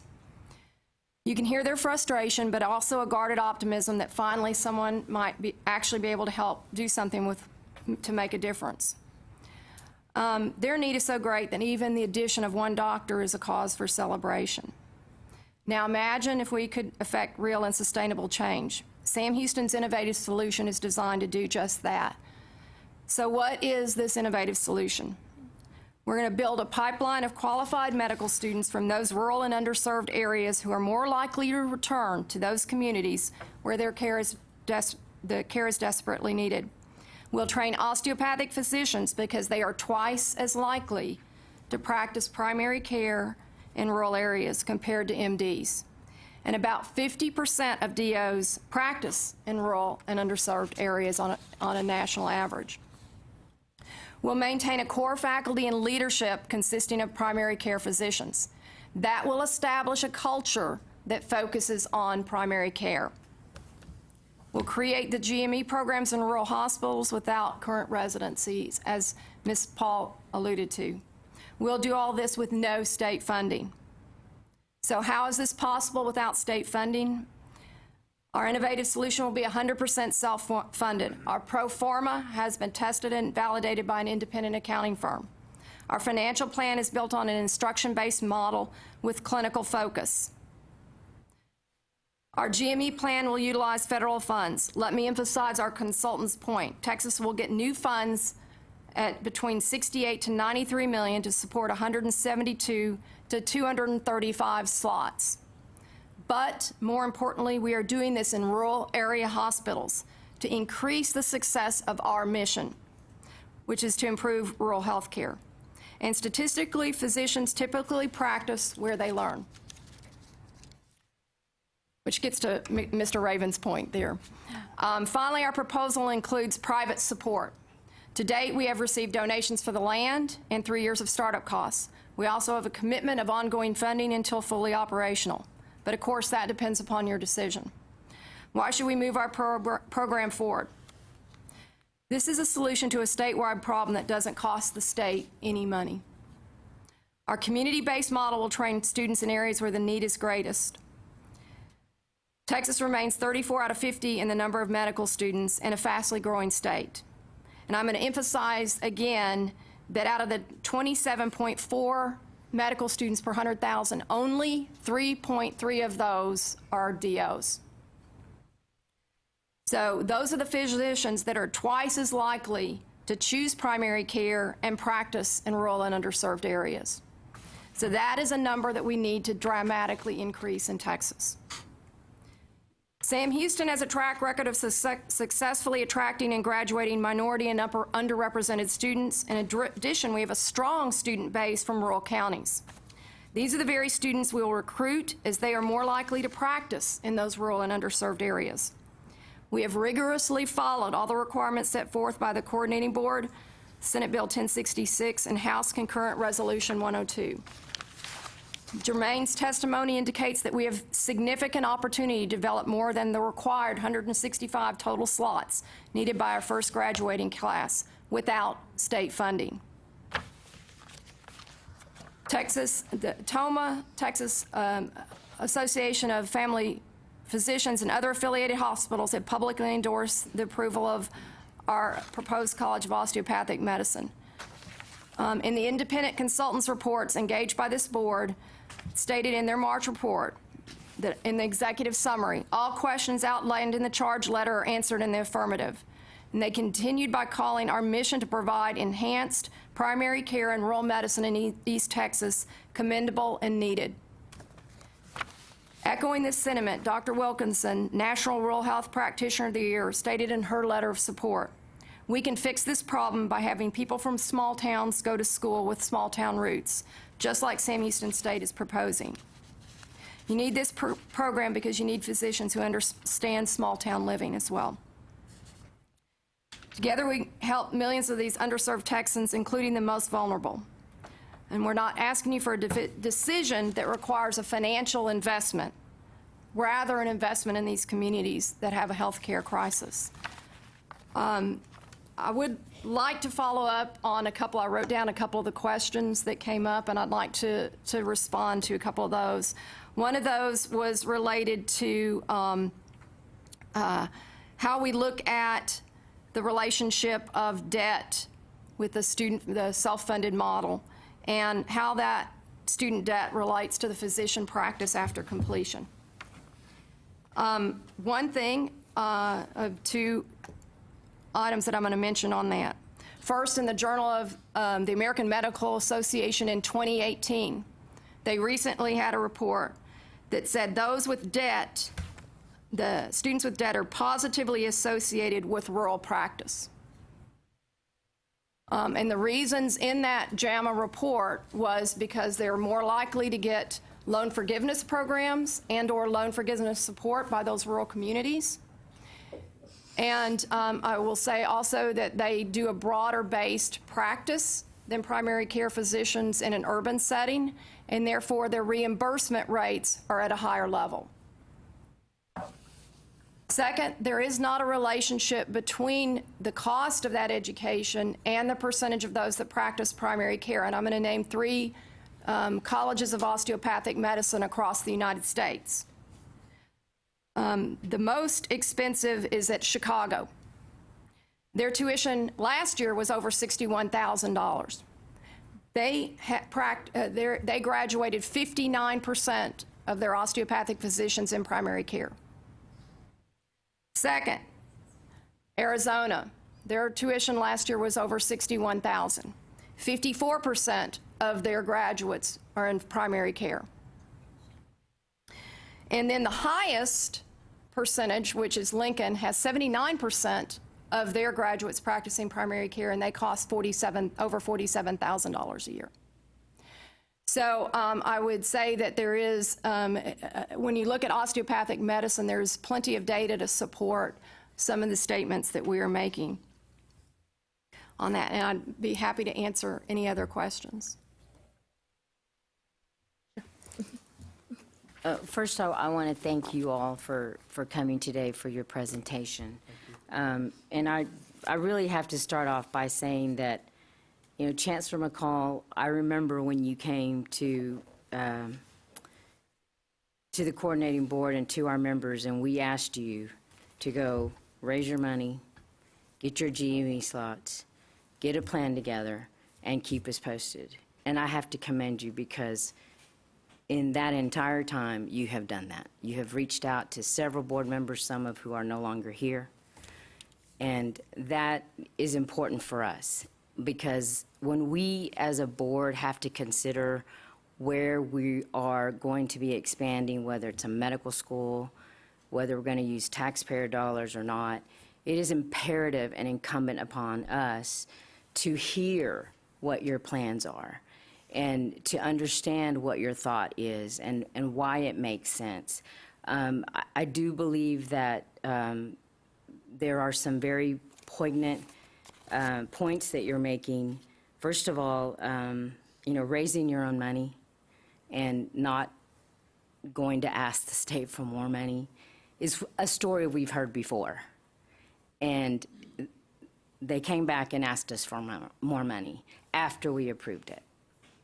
And so I just think that's important to be transparent and clear with us as we all have to uphold the standards of taking care of taxpayer dollars. So I want to thank you for that. And the other thing I want to commend you about, and I'd love to know how much money you raise because that's incredible in a time that it's really hard to raise money. But I also want to hear about the physicians and some of the hospitals. I mean, it must be exciting for them to hear the economic impact that's coming from a national level. I mean, you hear every coordinating board meeting that we have. We do not have, our money is, and our allocations are shrinking every session. And it is incumbent upon us to understand the impact of 3 million rural residents of our great state of Texas that we have a responsibility to for making the right decision, whatever that decision is. But I would like to hear a little bit about some of the executives, some of the hospitals, in some of, what that area and the impact will be to those facilities regarding health care. Well, I can speak a little bit to that. I was talking with one individual yesterday, as a matter of fact, and he lives in the Crockett area. Their hospital recently closed, and he's looking at.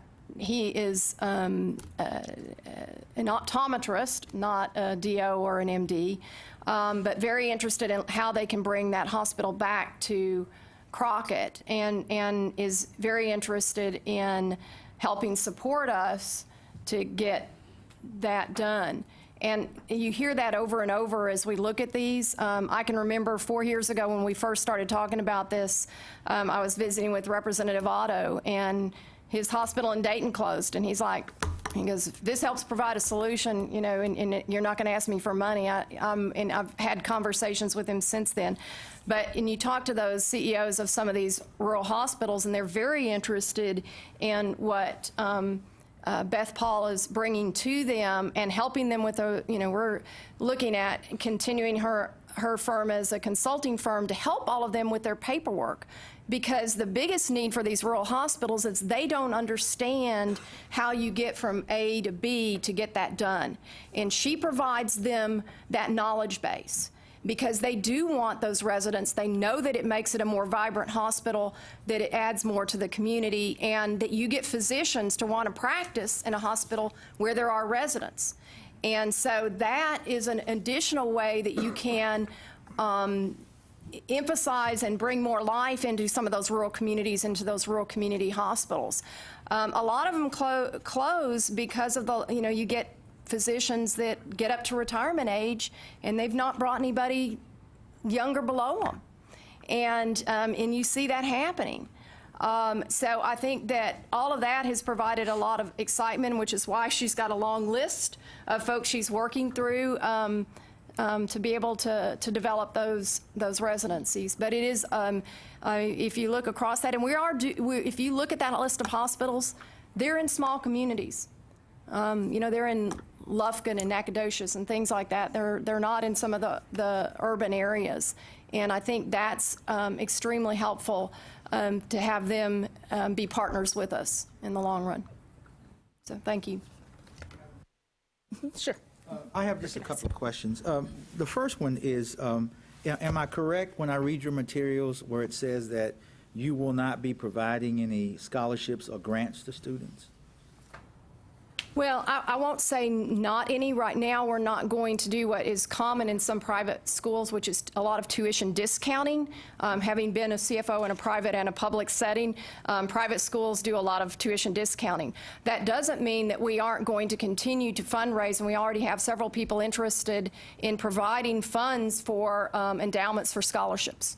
So I will continue along those lines, because anything we can do from a philanthropic standpoint that either supports scholarships, or I'm a big believer in loan forgiveness programs, because that is an outcome-based focus that gets those students to do what you want on that other side. Dr. Wilkinson, who's one of our advisors, has done that in Hallettsville. They've passed a 1/4-cent sales tax, and they now support physicians in their rural community by doing loan forgiveness. So there's opportunities of several different types. But yes, we will continue to look for scholarship and other opportunities for those students. And I guess my second question is, can you tell us what is it about your model that allows you to operate at a 75% discount than other first-year medical school programs? Well, I guess the difference is looking at how we handle this with osteopathic medicine. We will have a loss in the first several years of medical school. Everybody does. That's where I've got philanthropic support to help with that. There's no way you can start off with only 150 students and be fully funded. You're not fully funded until you have 600 students there. And that's where I had to find somebody that was going to help me backfill some of that capacity. And that's critical to this. So what we're looking at is the tuition and fees, supporting that. The donation of the land made that important for me as well. And then we obviously will continue to look at other fundraising opportunities. I mean, I'd love to get somebody's name on the building so I don't have to pay as much for my building, but I'm still working on that one. Okay. But I think those are the opportunities that we have, and we have looked at the financials on that, and very comfortable. If you look at the last 5 startups in osteopathic medicine, all of those are standalone programs. And those are, we've looked at all of those financial models, and our financial model follows very closely. There's no reason to reinvent the wheel. Follows very closely with those successful startups in osteopathic medicine. So osteopathic medicine has a little different cost structure because of the focus on clinical education. Thank you, Madam Chairman. Well, and I also think, while recruiting, I think we're recruiting the types of physicians. You have to build a culture, and we're going to recruit the type of physicians that want to want to emphasize this kind of primary care focus.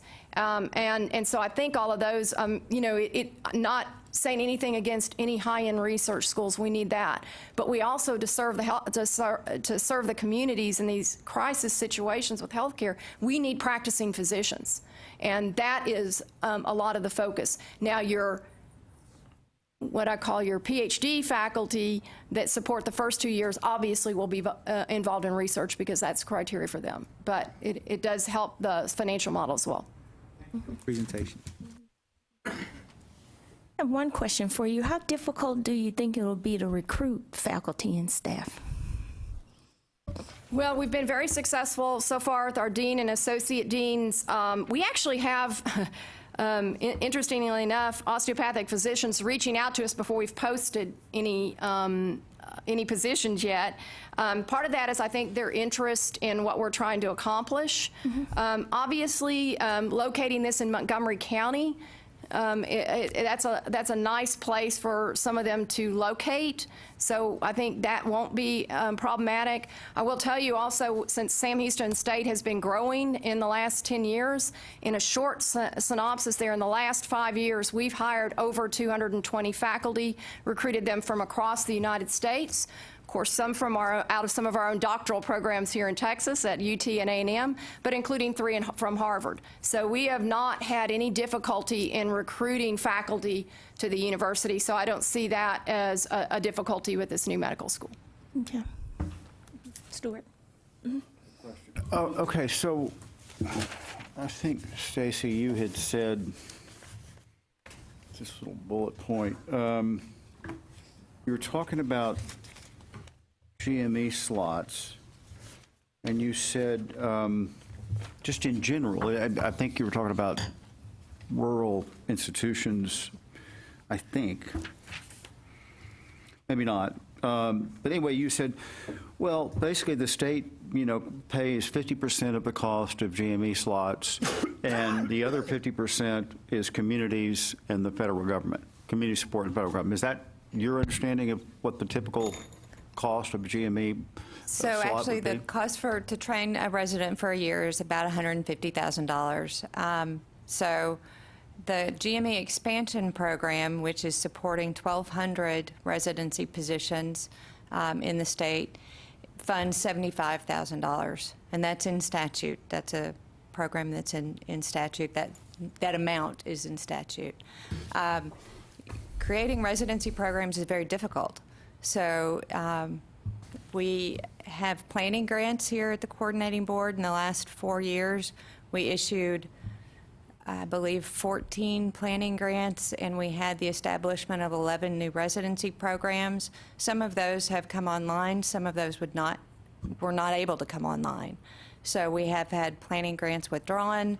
It's difficult to start a residency program. Funding from the federal government provided through Medicare does not kick in until a program's been, if it's a brand new hospital, and I'm sure Ms. Paul can update me on this information as well, that won't kick in until 6 years. So you got to cover the cost somehow to get that program up and running. And at the end of 6 years, does the CMS or that's the Medicare, right? Right. Piece that funds everything? No, they 100%? don't fund anything. No. Until once the 6 years pass, then the federal government just picks up the whole tab, or is it still communities and the state? So actually, it's different for each teaching hospital, but teaching hospitals are paid for primarily for GME through Medicare, and Medicare has two distinct ways of paying for that. One is the direct cost of medical education. One is the indirect cost of medical education. Those were both put in place in 1983, and in 1997, the federal government capped the number of residents that could be funded under existing programs. So you have to be a brand new hospital in order to get a new cap. And again, feel free to. There is a new rural designation strategy that is being utilized by hundreds of hospitals. It's fairly new, last couple of years, but that strategy enables hospitals that have an existing federal funding cap to generate new IME funding, which is typically a much more significant portion of the federal funding. And again, that's based on Medicare service, correct? Right, So that right. means you're treating elderly patients. Okay, it's all very complicated, but what I'm really trying to get to is in these rural hospitals that you're trying to get GME slots, where's the money going to come from for the residents to pay for the residency program? Who pays? How much is the federal government? How much are communities? How much is Texas? And I know it varies, but what I've seen or kind of heard is this sort of broad brush, it's all coming from the Fed because of this new rule or whatever, and this cap and this 6 years and all this complicated stuff. So that's really my question. Where is the money going to come from to establish what at least Dr. Silverman says is a very difficult and expensive proposition for a hospital? Right, and you're right, it is a very complex formula to determine how much federal funding there will be. So that was part of the analysis that we've been doing over the last many months for Sam Houston, is looking at each hospital's cost reports that they submit to Medicare and determining through our formulas how much federal funding can be expected at each of the identified hospitals. Okay, let me ask the question a different way. So in other words, just ballpark. Is it 50% from the feds? Is it 75%? I mean, you know, Dr. Hoyt was talking about all of this money coming in from Washington, and this is going to be great for the state and communities and all this stuff. When you talk about funding for an individual resident, on average, where does the money come from? Just roughly. For our analysis, we only identified hospitals that could be sustainable through the federal funding. 100%. 100%. So that is not to say that there aren't additional hospitals other than what we've identified that might certainly be willing to develop new programs, even if the federal funding wasn't high enough to support the sustainability of those programs. But for our analysis right now, we did not include those. We only looked at those who had the opportunity for a significant amount of federal funding, enough to sustain them. And we did not add into the equation any kind of state support or community support or hospital support for those positions. Okay, so for the 79 to 111 PGY1 positions in small hospitals and the larger hospitals, 93 to 112 PGY1 positions, 100% fed. Yes, yes. 100% of those we Federal assumed dollars. could be sustained by federal funding. Okay. Let me ask you something, Dr. Hort. You said that just a little disconnect from in a world that I don't really know much about. You said that a residency program in a rural hospital or a hospital that hadn't had one adds vibrancy, you know, and actually causes physicians to come to that hospital. Then I think, Dr. Silverman, you said, well, you know, it's hard because if you have residents, you got to train them, and that's time away from money that they could make in clinical practice. So it kind of explained that seeming disconnect. Well, there's two things in that. I think in those rural hospitals, those physicians are interested in participating in the medical education process. So I think that's first. Second, we actually have also included in our financial model, if you look into the details on that, some stipend support for some of those physicians that actually do provide part of that medical education. So that is to offset some of that time you're talking about that they would lose in let's say, billable hours. I'm an accountant. We think in billable hours and so I think that's where we've built that into that to help offset some of that. So I think two things. I do think that it also it brings an interest. The only good way I can say this is physicians really like to educate the next generation. I'm trying to think of a nice way to say that. And it is a very thing that's always been a participative process in medical education. And so I think that is something that we've heard from a lot of those doctors in those rural areas. And so I think that two things there, that the interest of the doctors, the interest in the hospitals, and the ability to provide a stipend for them for participating in medical education. And, okay, so in other words, if you provide the money to help offset the inability to do clinical practice or the reduction in clinical practice, then they'll come. And in other words, they'll be willing to train residents. Yes, actually, Liberty University is in one hospital in East Texas, which is a osteopathic hospital out of Virginia. I don't remember. I believe Virginia, and they've got every doctor on board and working because they're paying each one of them a stipend, and they're enjoying participating in that medical education process. Okay. Final question. It just struck me when you said, well, you know, we are 70% of the cost, or you know, 15 million versus 70 million, you know, of startup cost, you know, compared to Dell or UTRGV. But we're not fully funded until we get 600 students. It just occurred to me, is the 150 medical students a year, or 162 down to 150 with attrition, is that that number based more on a financial model than it is a workforce need? Well, I would answer some of both. I mean, obviously, if you look at osteopathic medical schools across the country, most of those have an entering class of around 150. So it's a common model in osteopathic medicine. There are, in any academic program area, there are some abilities to have some economies of scale, and that does. As well. So I think that is part of it, but I think that Mr. Raven's comment about can we guarantee they're going to go into rural health?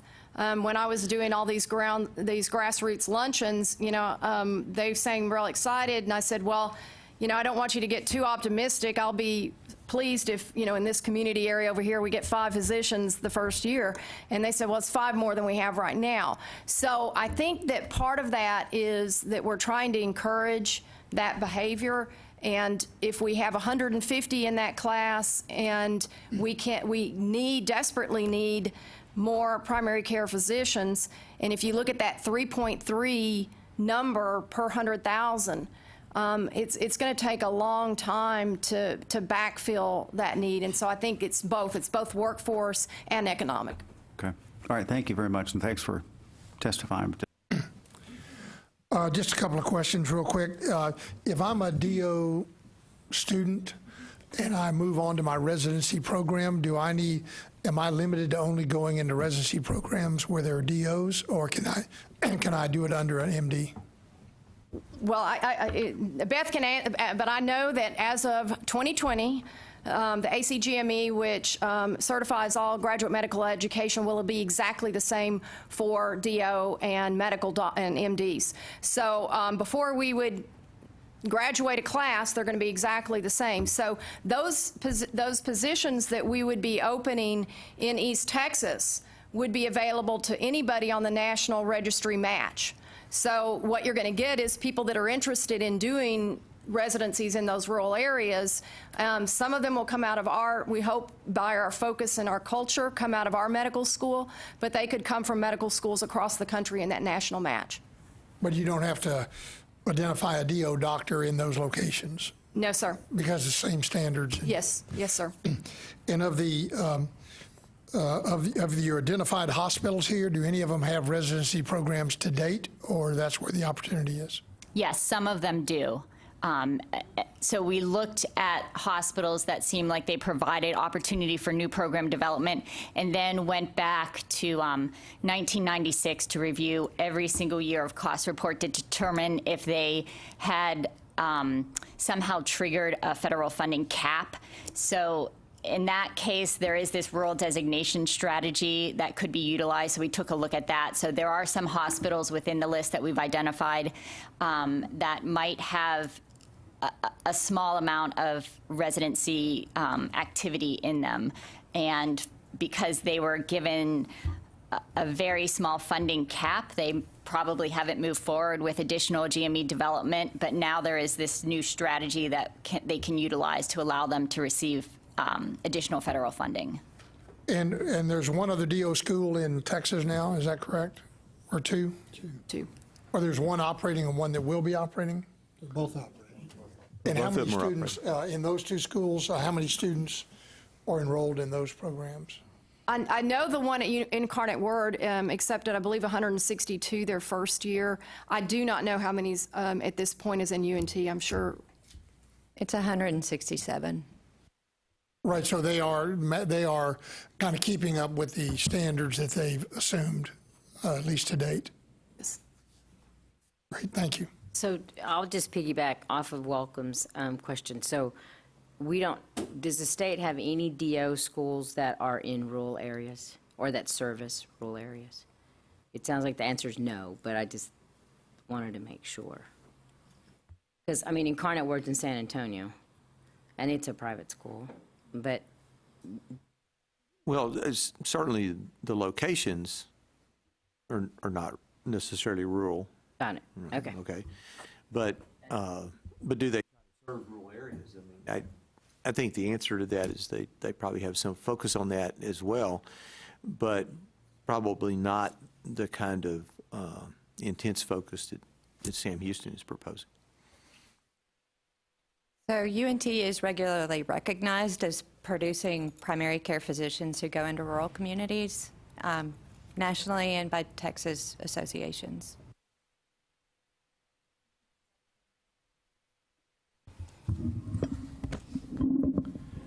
Well, thank you for the opportunity to speak.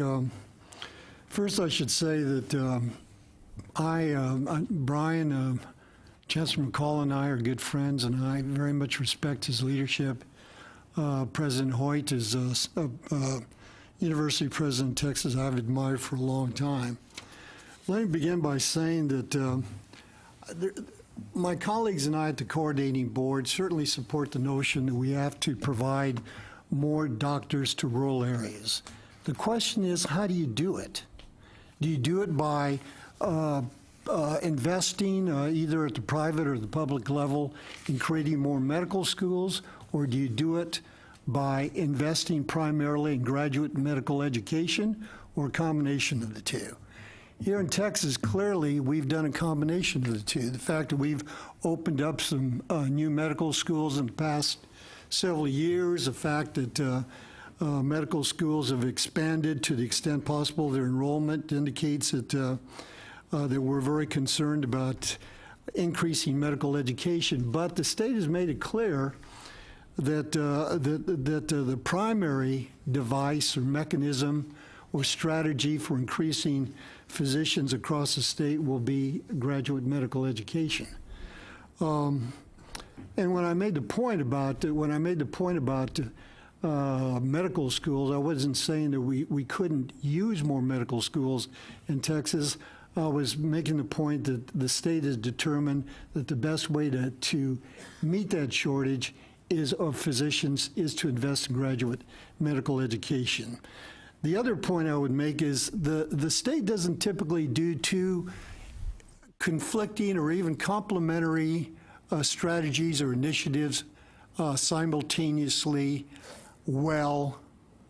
And we have a situation where the money we have available for medical education, whether at the undergraduate or graduate level, is going to intensify.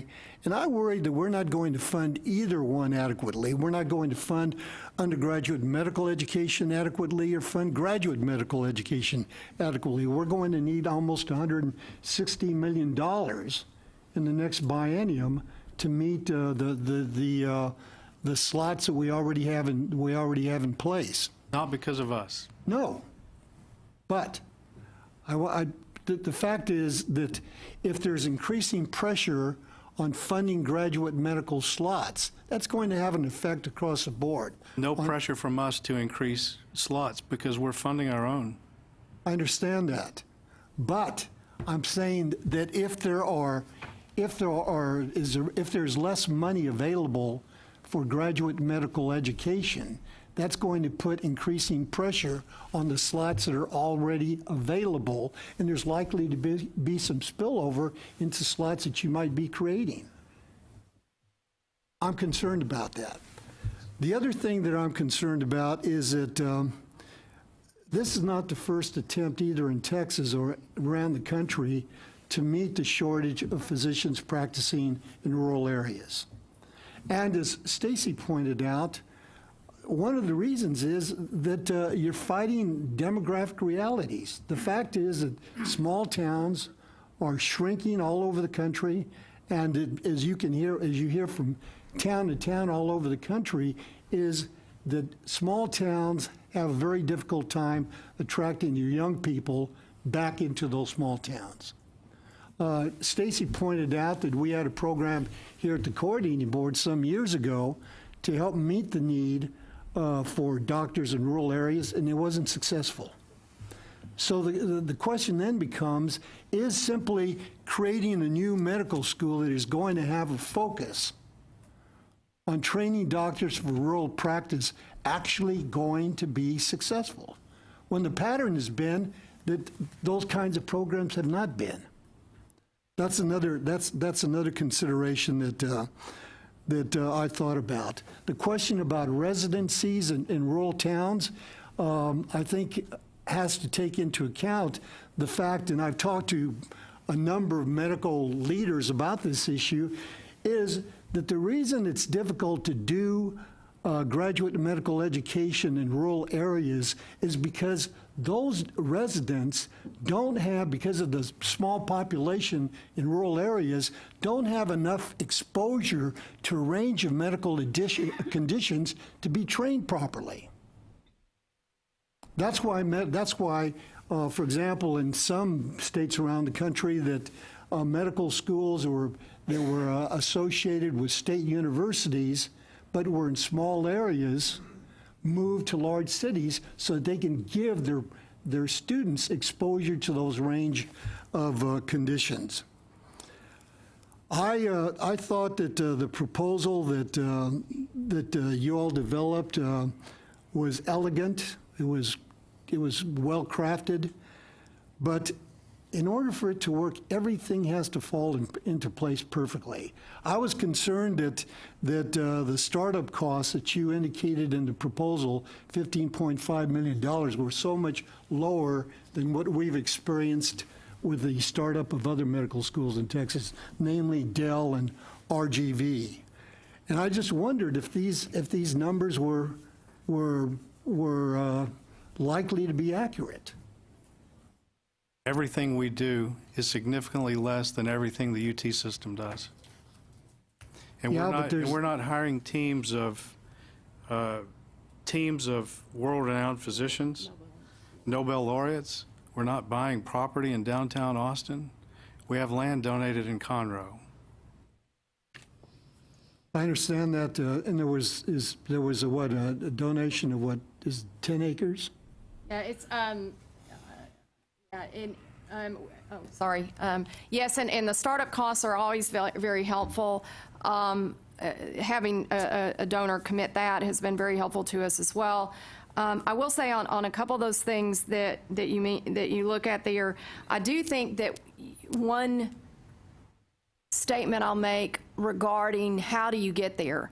And I don't think you can keep doing the same thing over and over the same way and get to a different result. I say that all the time. If we build a different culture in a medical school, and as a startup you have an opportunity to do that, where we have a dean that's a family practice physician that practices in a rural area. My clinical associate dean is a family practice doctor that practices in rural areas.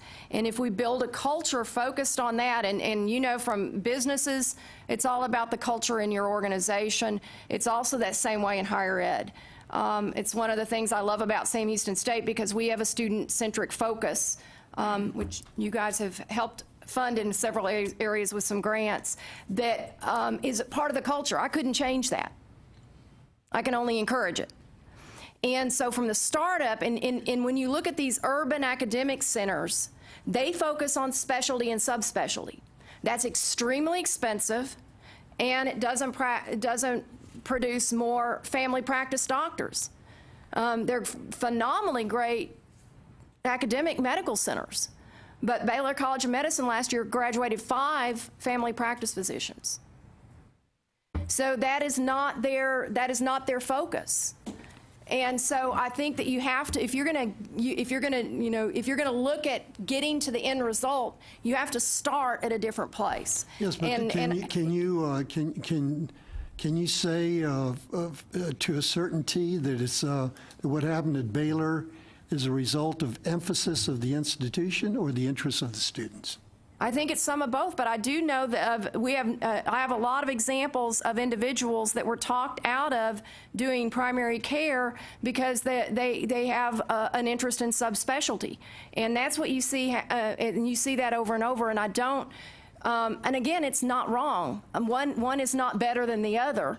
What it is how do you focus on a different solution to bring a different solution, and I think that has been in the discussions and all the details that I've worked through. I mean, it's been 4 years because he made me go through a couple of years before we could even bring this to anyone else. That's a lot of what I've learned about this, is that you have to start from the ground up with a different approach. I agree with that. The last couple of points, I know we need to move on. We talked about this issue, what was it, Brian, 4 years ago? Yes, sir.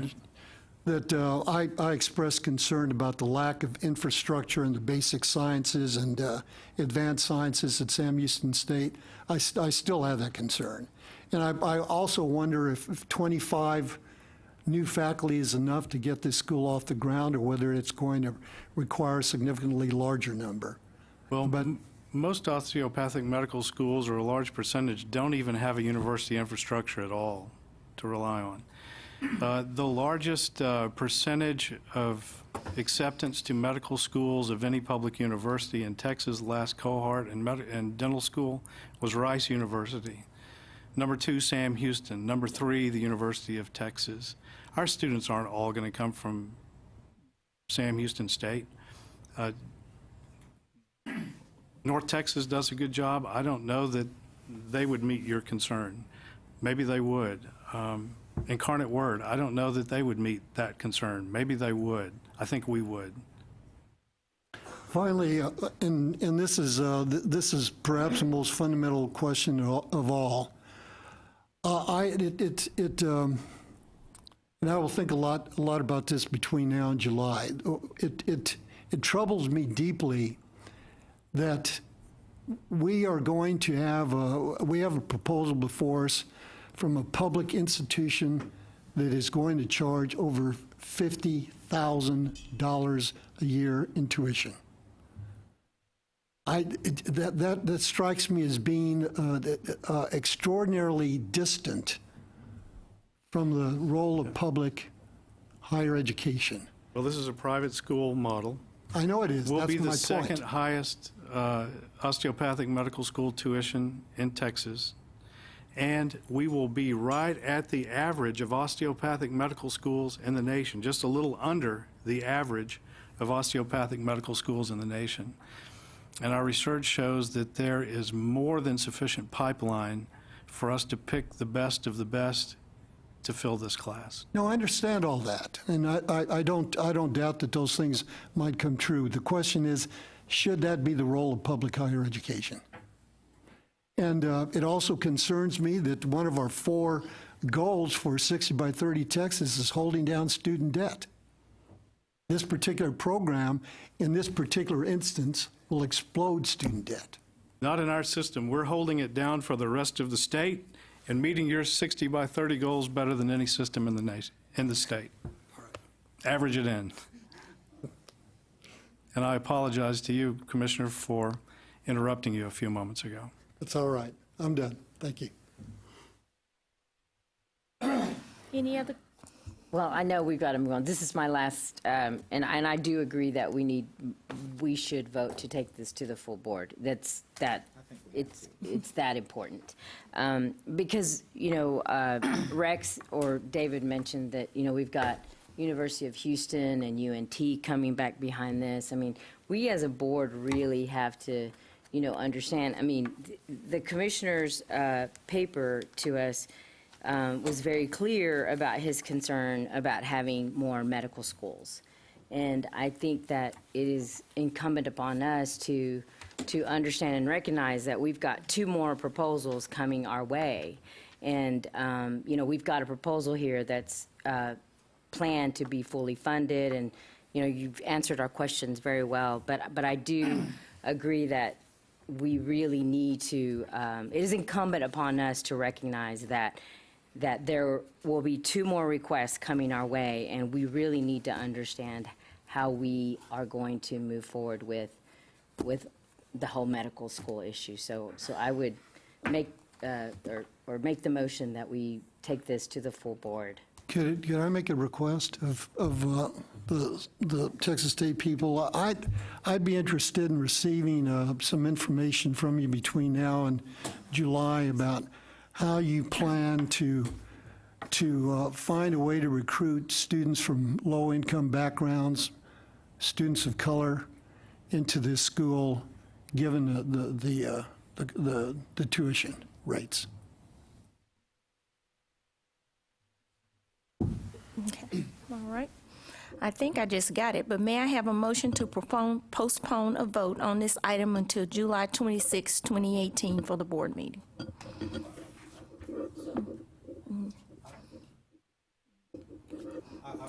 I'll recall the question. I mean, I don't think we need to.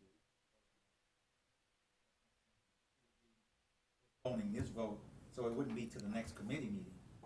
No, to the full board, which is on July 26, 2018. Right, but normally the committee, will vote and make their recommendation to the board. And what the motion is to not have the committee vote, but instead take it to the full board. Right, not vote on the staff recommendation, but to take it to the full board. Okay. Okay, it's been moved and seconded. All in favor say aye. Aye. All opposed? Okay.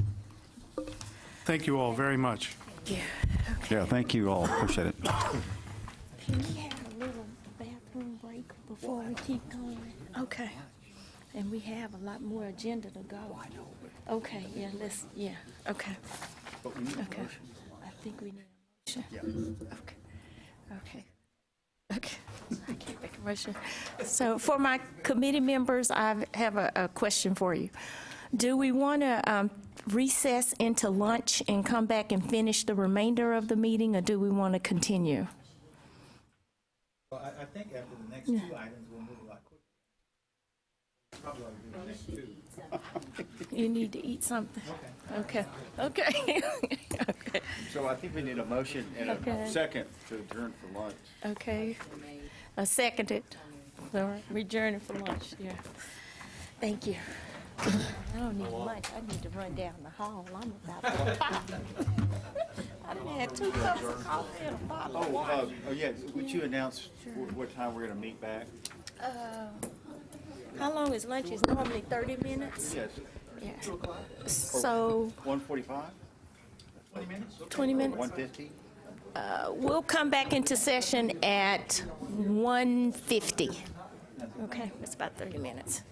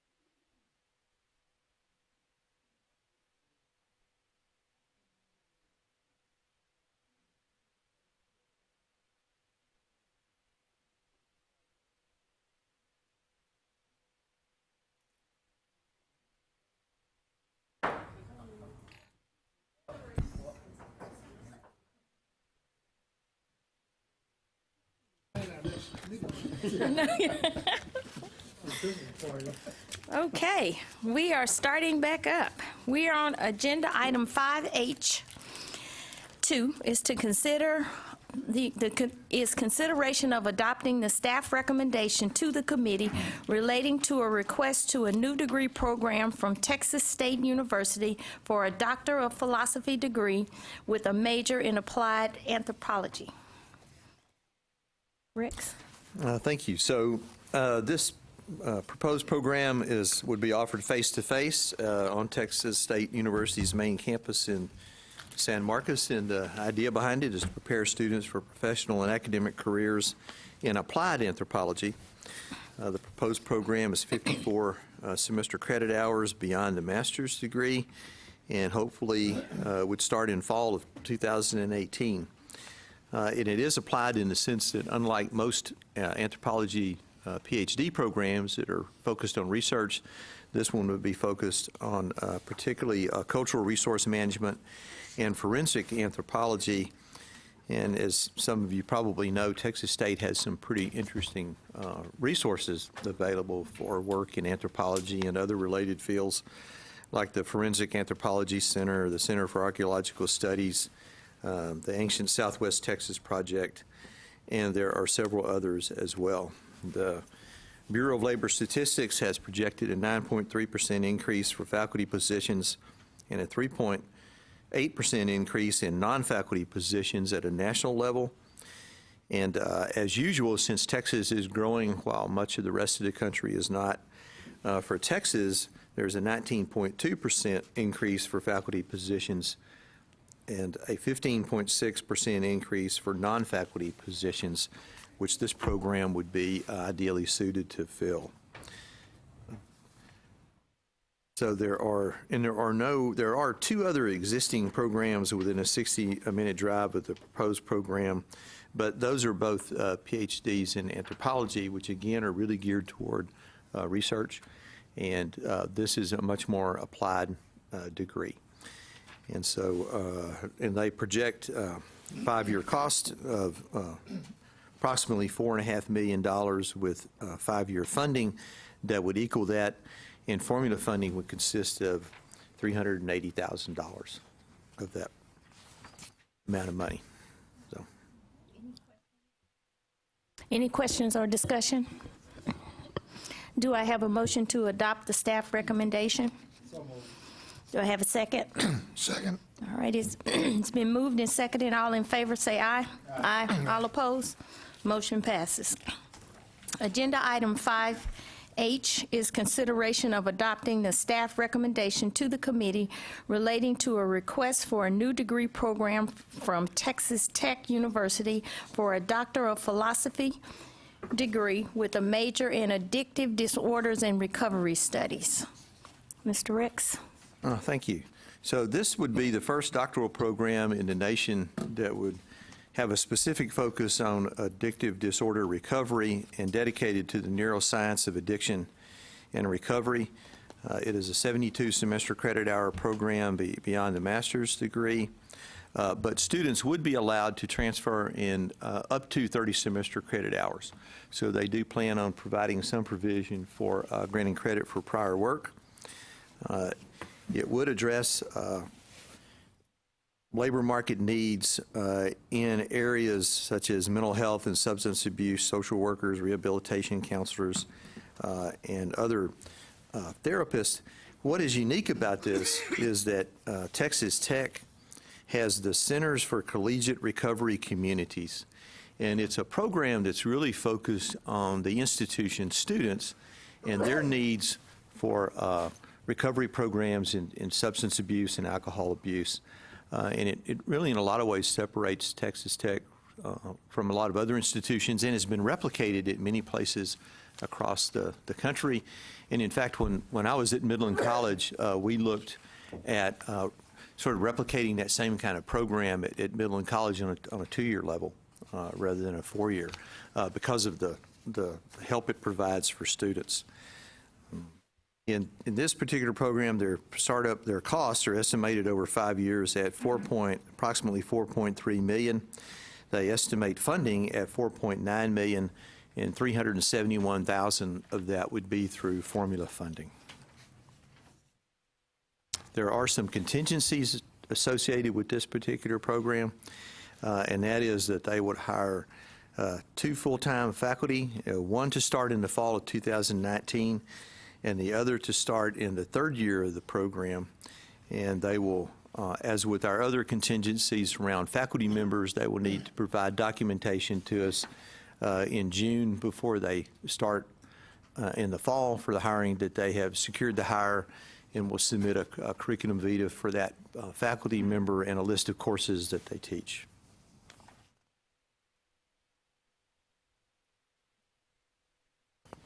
And I'll be glad to try to answer any questions. Okay. Any questions or discussion? Do I have a motion to adopt the staff recommendation? So moved. Been moved and seconded. All in favor say aye. Aye. All opposed? Motion passes. Agenda item 5H4 is consideration of adopting the staff recommendation to the committee relating to a request for a new degree program from the University of Texas Health Science Center at Houston for a doctorate of health informatics with a major in health informatics. Mr. Rex, it's you again. Thank you. So this would also be the first of its kind in the nation. And this is, in some respects, this is an example of degrees sort of catching up with the field. So health information systems, used to be, you went into a doctor's office, there was rows and rows and rows of file cabinets and paper files, and that's how they kept records. And then several years ago, they began to really turn this into the digital age and began to digitize records. And so health information has become quite a field within itself. And so this would be the first doctorate of its kind in the country to really focus on health informatics as a field in and of itself and provide academic, both faculty and research opportunities for folks in this particular field. It's somewhat unique in that it's a 63 semester credit hour program. And it would be offered in a hybrid format so that about 50% of the coursework would be delivered online, 50% of it would be delivered face-to-face. And the Health Science Center also offers a Doctor of Philosophy in Biomedical Informatics. And so this is another degree where you have a PhD in that area that's really focused on research, and then this one would be much more focused on practitioners in the field. And in fact, one of the requirements for admission to the program would be that you have experience as a manager in a healthcare setting. Okay? And so a lot of this is about how do you manage and maintain the kinds of huge databases that you would have with medicine. So. They project a cost of $2.4 million over a 5-year period, revenues or funding of $2.9, almost $3 million over a 5-year period, and about 1.25 of that would be in formula funding from the state over that same 5-year time period.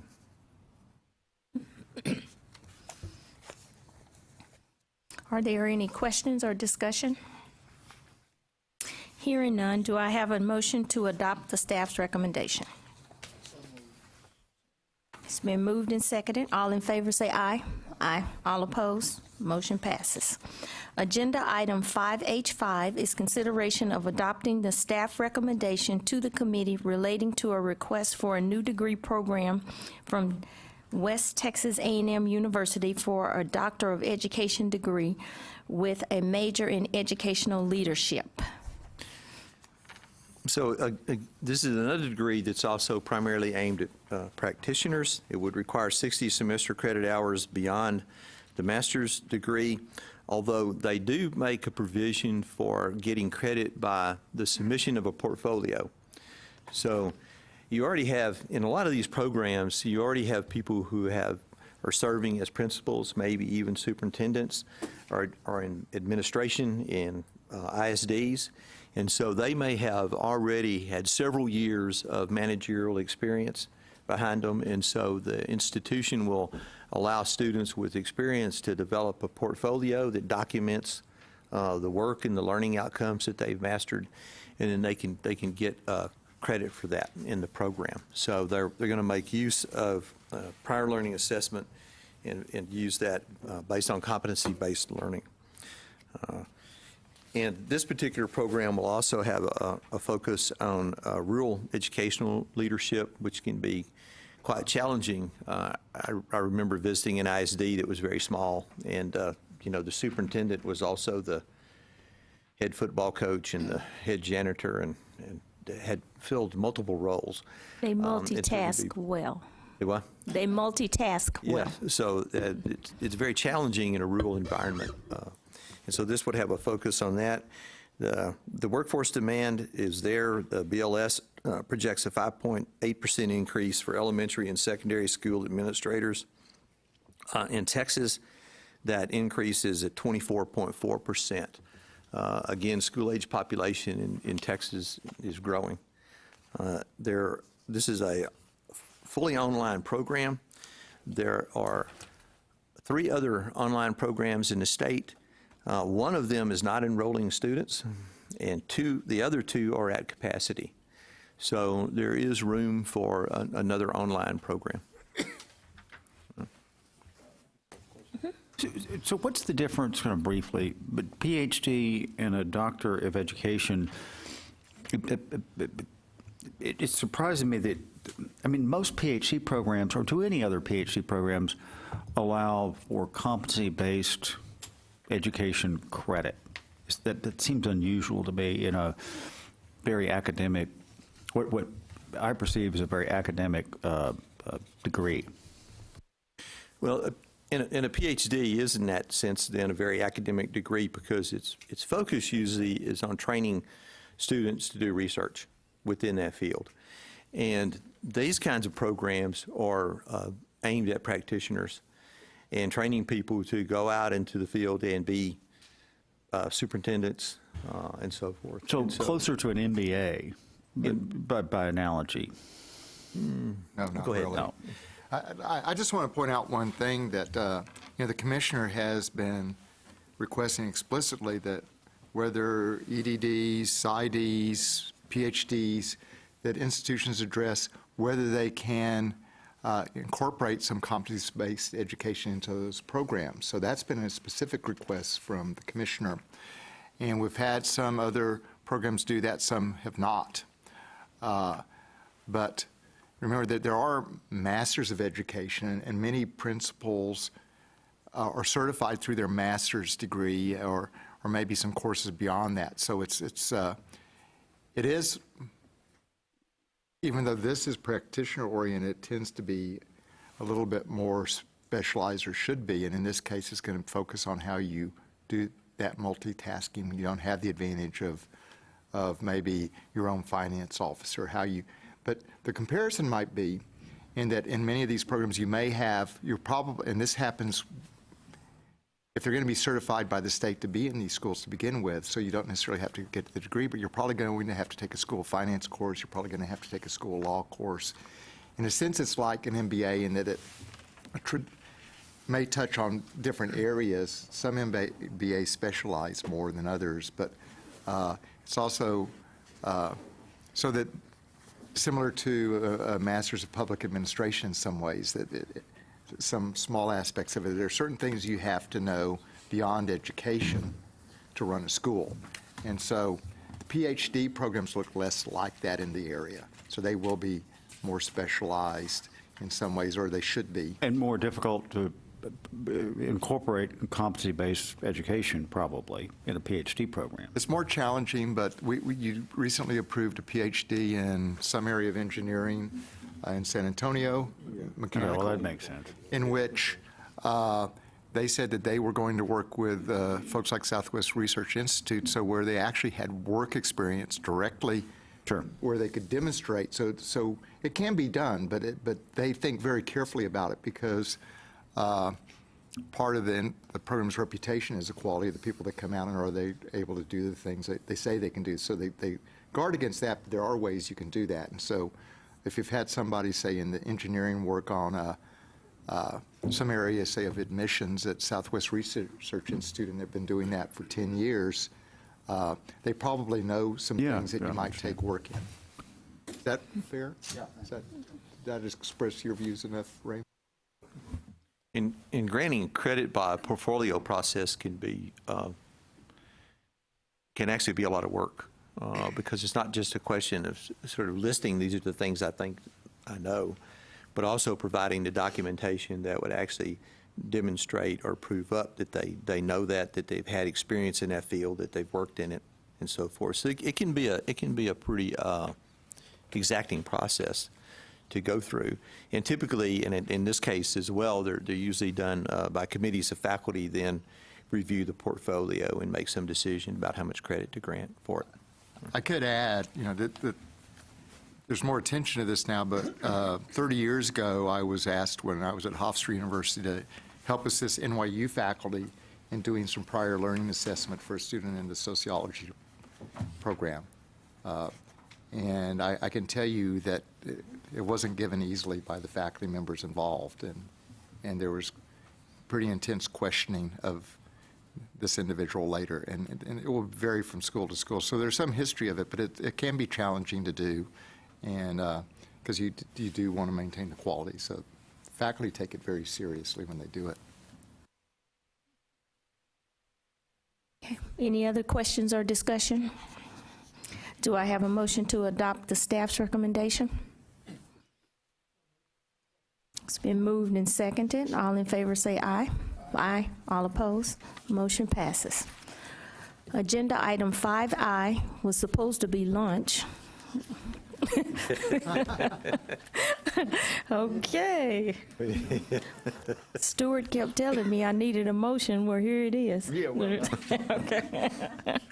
Okay, moving on to item 5J is consideration of adopting the staff recommendation to the committee relating to the Open Educational Resources Report, Senate Bill 8110, 85th Texas Legislature regular session.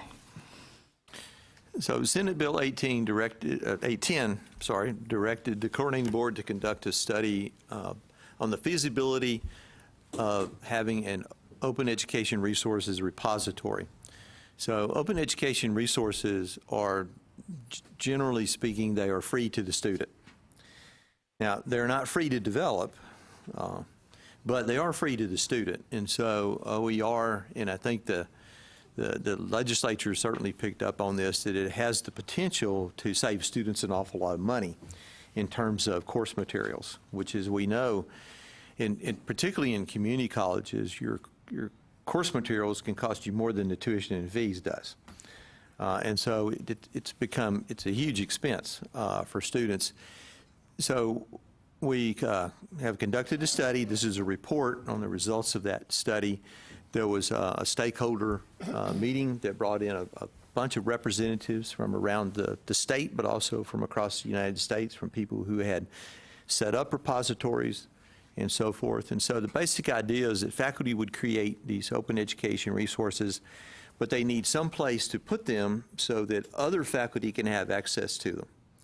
And then they can draw down on those resources, revise them if they want to, rework them in some way, and then provide them to their students free of charge as well.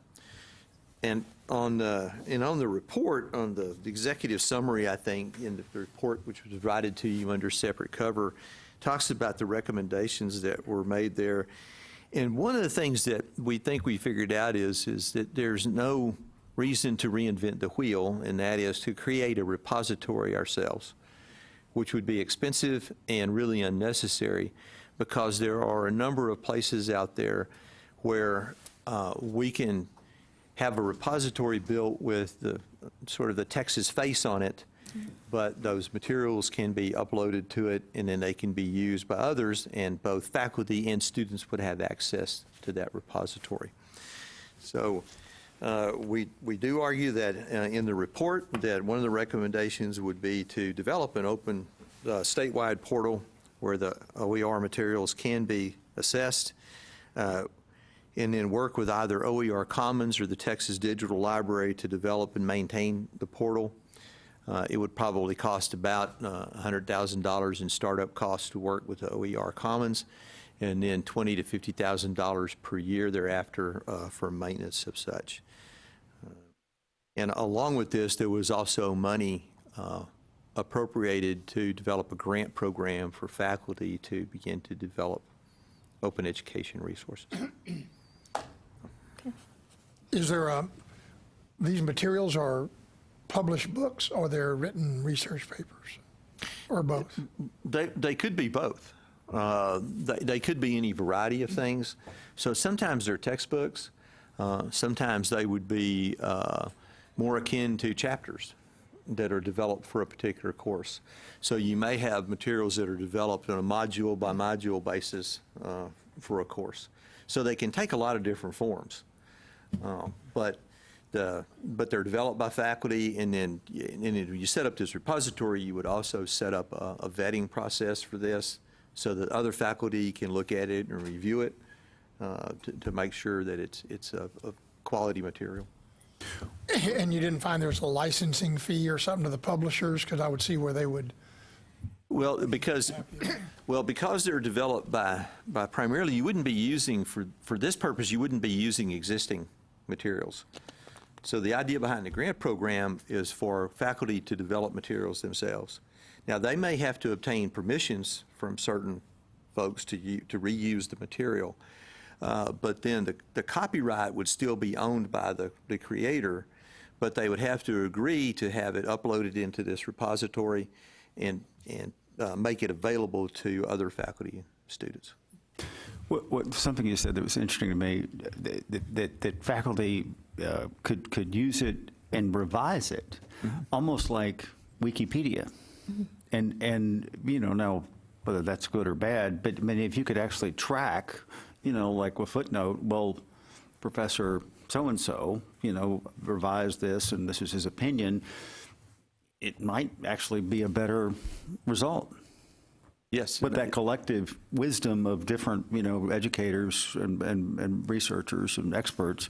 But anyway, interesting idea. Because you could potentially have dozens of people in a field contributing to, in some respects, contributing and vetting the materials. Right. That's an apt comparison, because you have something similar in the software world, where there's software that's open source and it's improved regularly by the contribution of many people in the field using it.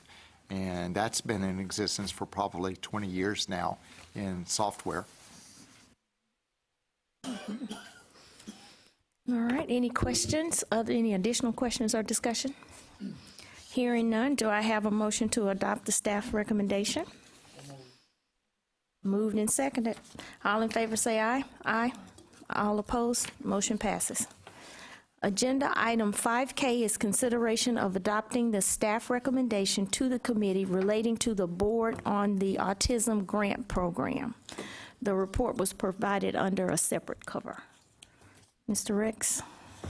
So in the 2015 legislative session, the autism grant program was created, and we are required to file an annual report on it, and particularly focusing on the number of students that were served by it.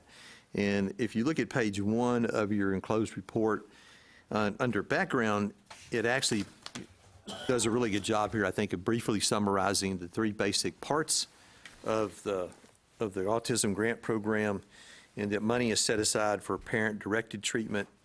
Money is also set aside for teacher paraprofessional training, and then also for innovative treatment models. We've had several grants. They are available to centers across the state, both public and private, that deal with autism and the treatment of autistic children and autistic adults, too, for that matter. But this is sort of primarily aimed at autistic children. But in the innovative treatment grants that we have out are still in progress, but they report that they have some promising results from that. And so hopefully next year we'll have those grants will be completed, and we'll have some information to share about the results of those. But you can also look and see that under parent-directed treatment, there's been 750 children annually served by this. And so and under the teacher paraprofessional training, then over 2,500 students have been served by this. Awesome. Any questions or discussion? Do I have a motion to adopt this? Moved and seconded. All in favor say aye. Motion passes. Agenda item 5L was on the consent calendar. Agenda item 5M is consideration of adopting the Certification Advisory Board's Advisory Council's recommendation to the committee relating to a request from the United States American College of Business and Healthcare for an initial certificate of authority to grant degrees in Texas. So this is somewhat unusual in a way, but you may recall that for institutions that are not public institutions in Texas or are not SACS accredited institutions, private institutions that would then be recognized as part of the independent colleges and universities of Texas system. We also regulate other schools in Texas that either operate under what are called a certificate of authorization. Those are institutions that have accreditation from one of the 13 recognized accreditors by the board. But we also regulate institutions that operate under certificates of authority. And in that case, we act as the accreditor, if you will. And the idea behind a certificate of authority is for an institution to apply for one of these. They have to apply every 2 years, but they can only apply for 4 of these. So they only get 8 years, and at the end of that time, they're expected to either be accredited by one of our recognized accreditors or they cease operations. In this case, this is unusual because this is really a spinoff, if you will, from the Texas Health and Science University, which has operated in Texas for a long time, and I forget, 20 years or more. And they've operated under certificates of authorization with us and have operated successfully without any noted issues. They got caught in the loss of their accreditor that lost their recognition from the Department of Education a couple of years ago, so which is ACISC. So the Accrediting Council for Independent Colleges and Schools lost their recognition from the Department of Education. So when they lost that recognition from them, they also lost their recognition from us.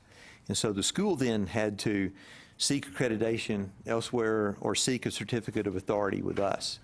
And so what they've chosen to do then was seek a certificate of authority from us and then seek accreditation with someone else. Now, in the meantime, ACISC has been reinstated by the Department of Education, although that's a temporary reinstatement that may still go away permanently. So they decided to go ahead and pursue their certificate of authority, a lot because of the uncertainty about what's happening at the federal level.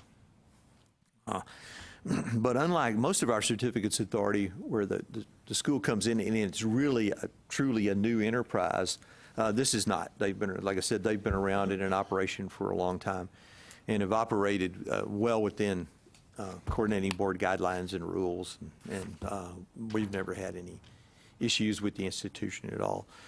So when they do this, it goes to what's called the Certification Advisory Committee. They act on it, and they recommend approval of their certificate, their first certificate of authority. Any questions or discussion? Do I have a motion? It's been moved and seconded. All in favor say aye. All opposed? Motion passes. Agenda item 5N is consideration of adopting the Architecture and Construction Program of Study Advisory Committee's recommendation to the committee relating to courses required for the General Drafting Program of Study. So earlier you heard me give the brief update on programs of study and fields of study. And so this is a program of study in general drafting that we're bringing to you for approval. It talks about the Architecture and Construction Program of Study Advisory Committee's recommendation. For programs of study, we have 16 advisory committees that are organized around the 16 recognized industry clusters in Texas, and then we have any number of subcommittees that are spun off from them that deal with particular disciplines. So in this case, the general drafting faculty came together and created the program of study. And the idea behind the program of study, again, is that when a student finishes or completes the program of study or any part of it, if they transfer to another two-year institution in Texas, then that two-year institution must accept those courses and transfer and apply them to the degree. And so in this case, they have identified approximately 32 hours or up to 32 hours of coursework. This is out of a 60-hour degree that must be transferred and applied. And again, these committees are, the program of study committees are actually made up of faculty from secondary institutions, but they're also made up of business and industry representatives and secondary school representatives. Any questions or discussion? Do I have a motion? I have a second. Moved and seconded. All in favor say aye. All opposed? Motion passes. Agenda 5O is consideration of adopting the Biology Field of Study Advisory Committee's recommendation to the committee relating to courses required for the board-approved biology field of study. So in the interest of time, so your next several items all deal with different fields of study. So in the interest of time, I'm going to just make some very general remarks about all of them that can be applied to all of these, and I'll tell you why in a minute.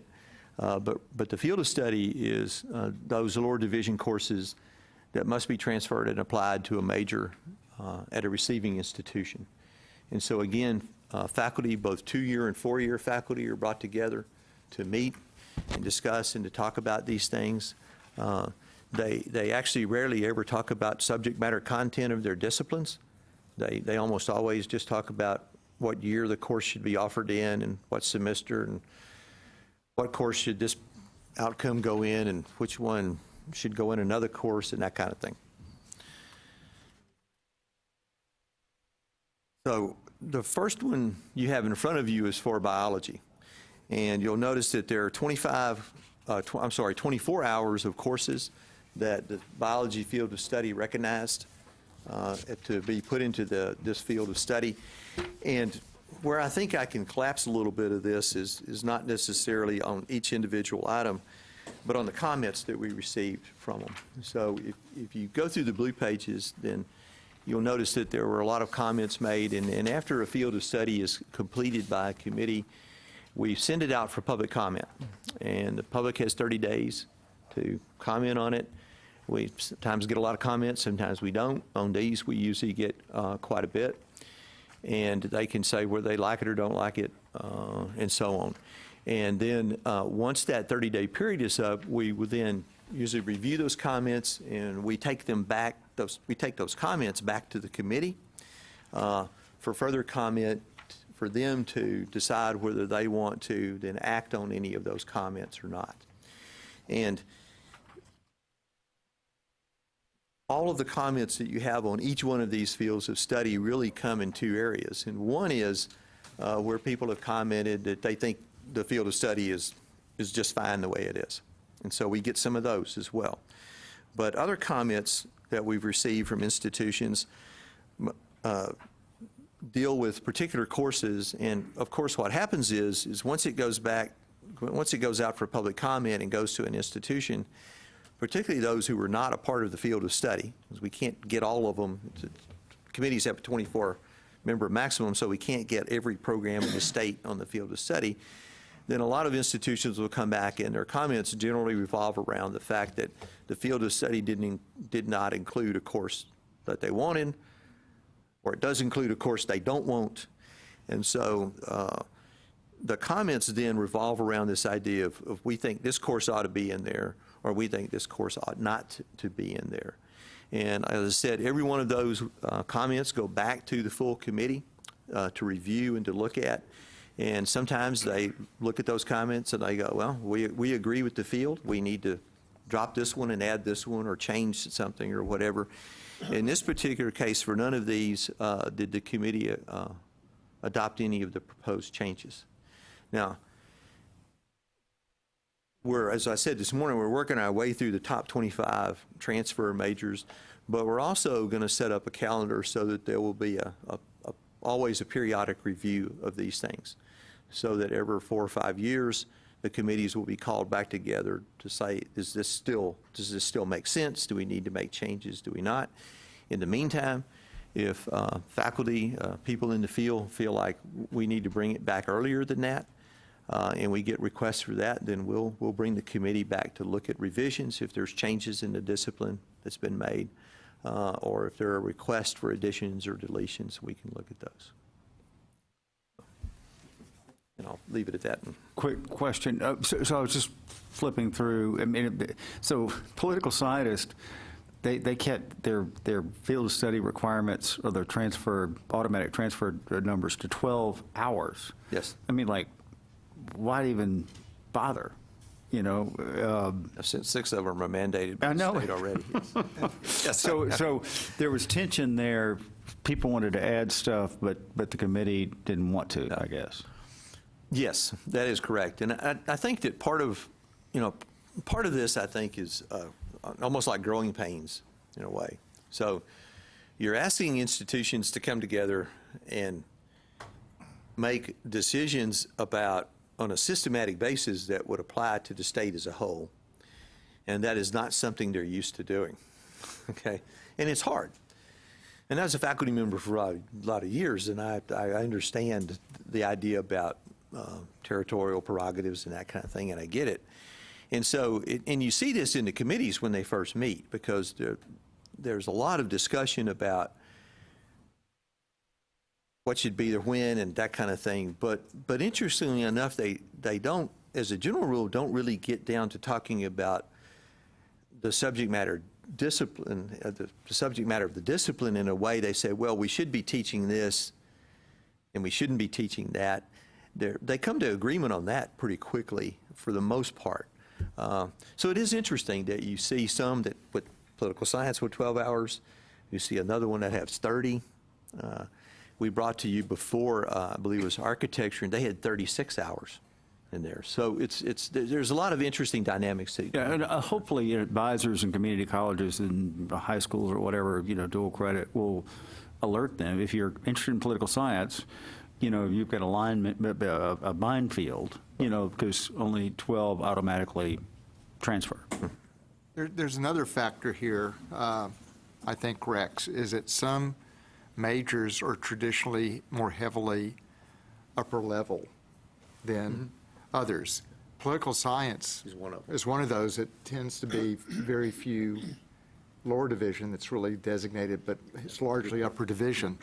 Other fields, there's a lot that may not be particularly in their major, but it's really prerequisites that you have to have for those courses in the major. And so it's going to vary by field and how that major is really structured. So that's part of the difference, and everything else Rex said applies to all of them, but there is a difference in the structure of majors.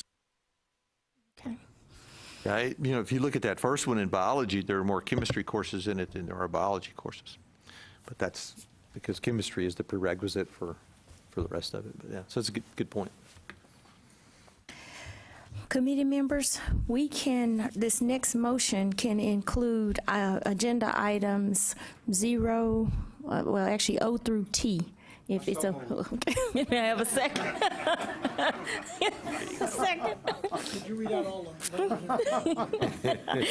From agenda item 0 through agenda item T, 5T. So it's been moved and seconded. All in favor say aye. Aye. All opposed? Motion passes.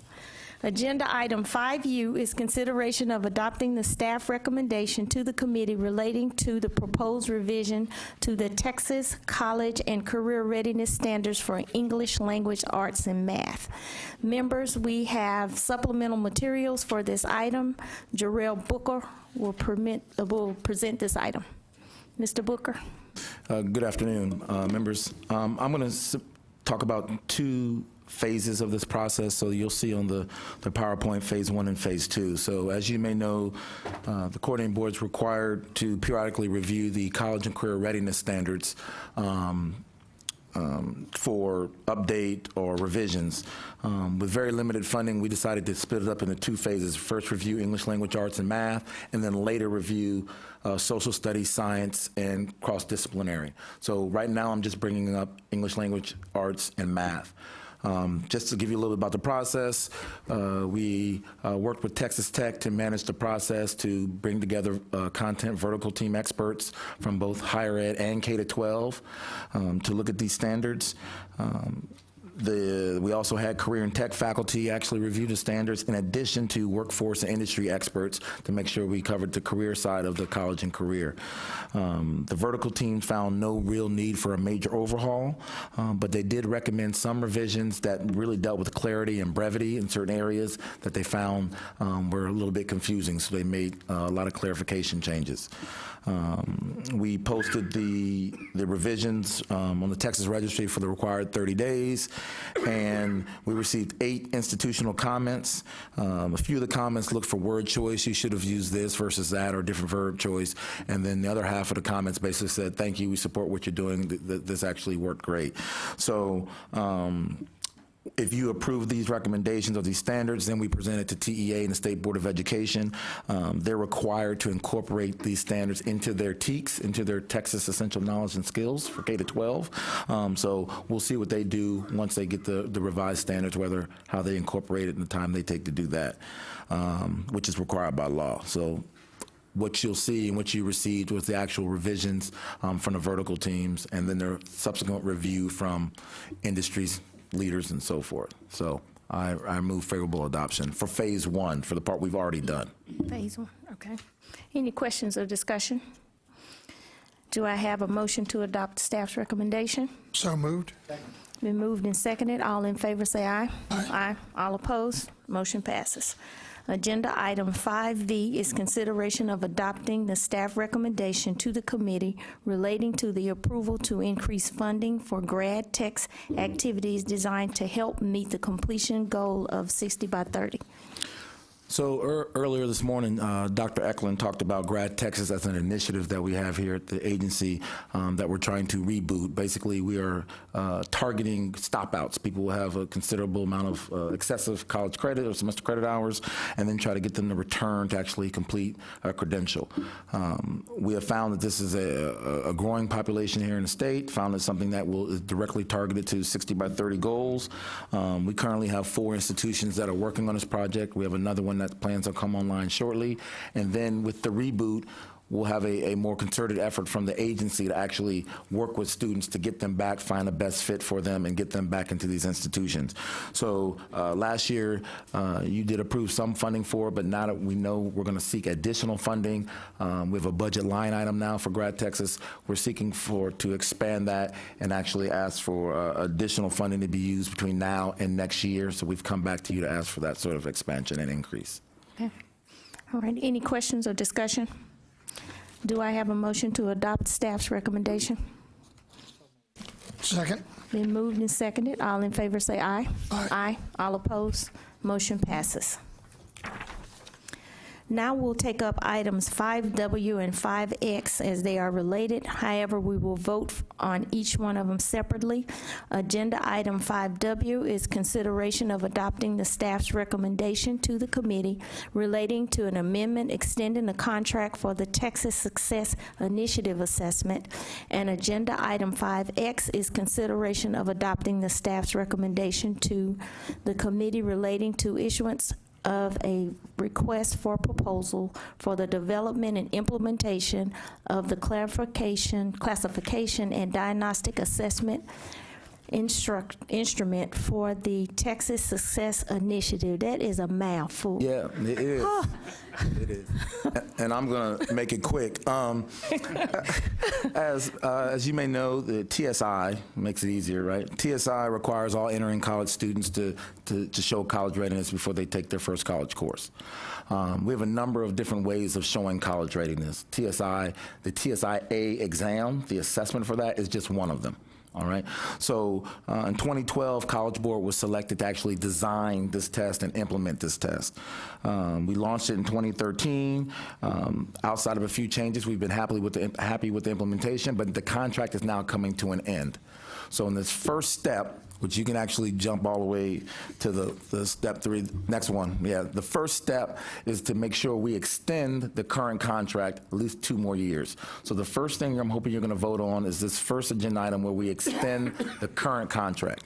And then the next item I'm going to talk about is now we have to request approval to post another RFP to see whether College Board keeps it or someone else comes in and offers and develops it. So it's a 2-step process. A Texas 2-step is what I'm calling it for now.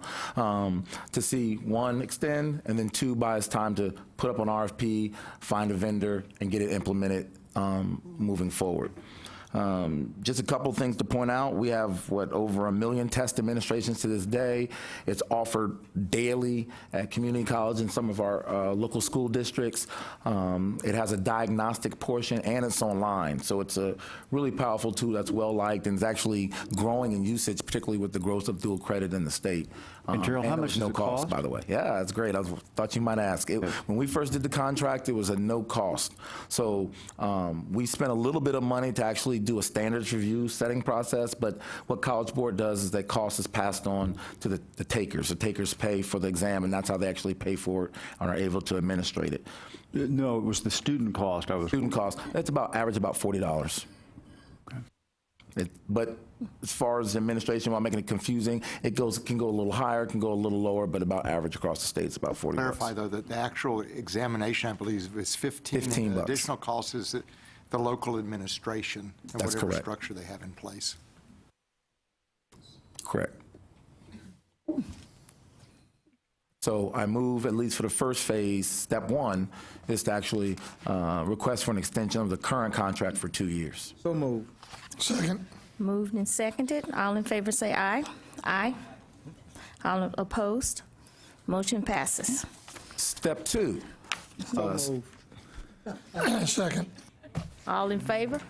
Aye. I'm glad that was clear. All right. Those PowerPoints are strong. I like that. Yeah, okay. All right. Moving on to agenda item 5Y. It's consideration of adopting the staff's recommendation to the committee relating to issuance of a request for application for the facilitation of the review and revision of the science, social studies, and cross-disciplinary Texas college and career readiness standards. I will try it again. Phase 2. Just so you know, phase 2 is the review of the second part of those standards where we deal with social studies, science, and cross-disciplinary. So we'll look for a vendor to deal with that process and review those over the next year. So move. Second. Moved and seconded. All in favor say aye. Aye. All opposed? Motion passes. Madam Chair? Just real quickly, I may have missed it, but was X actually, was there a motion for X? Yes. Adopted? Yes, sir. He made the motion and he seconded. That was quick. But for the record, I so move again.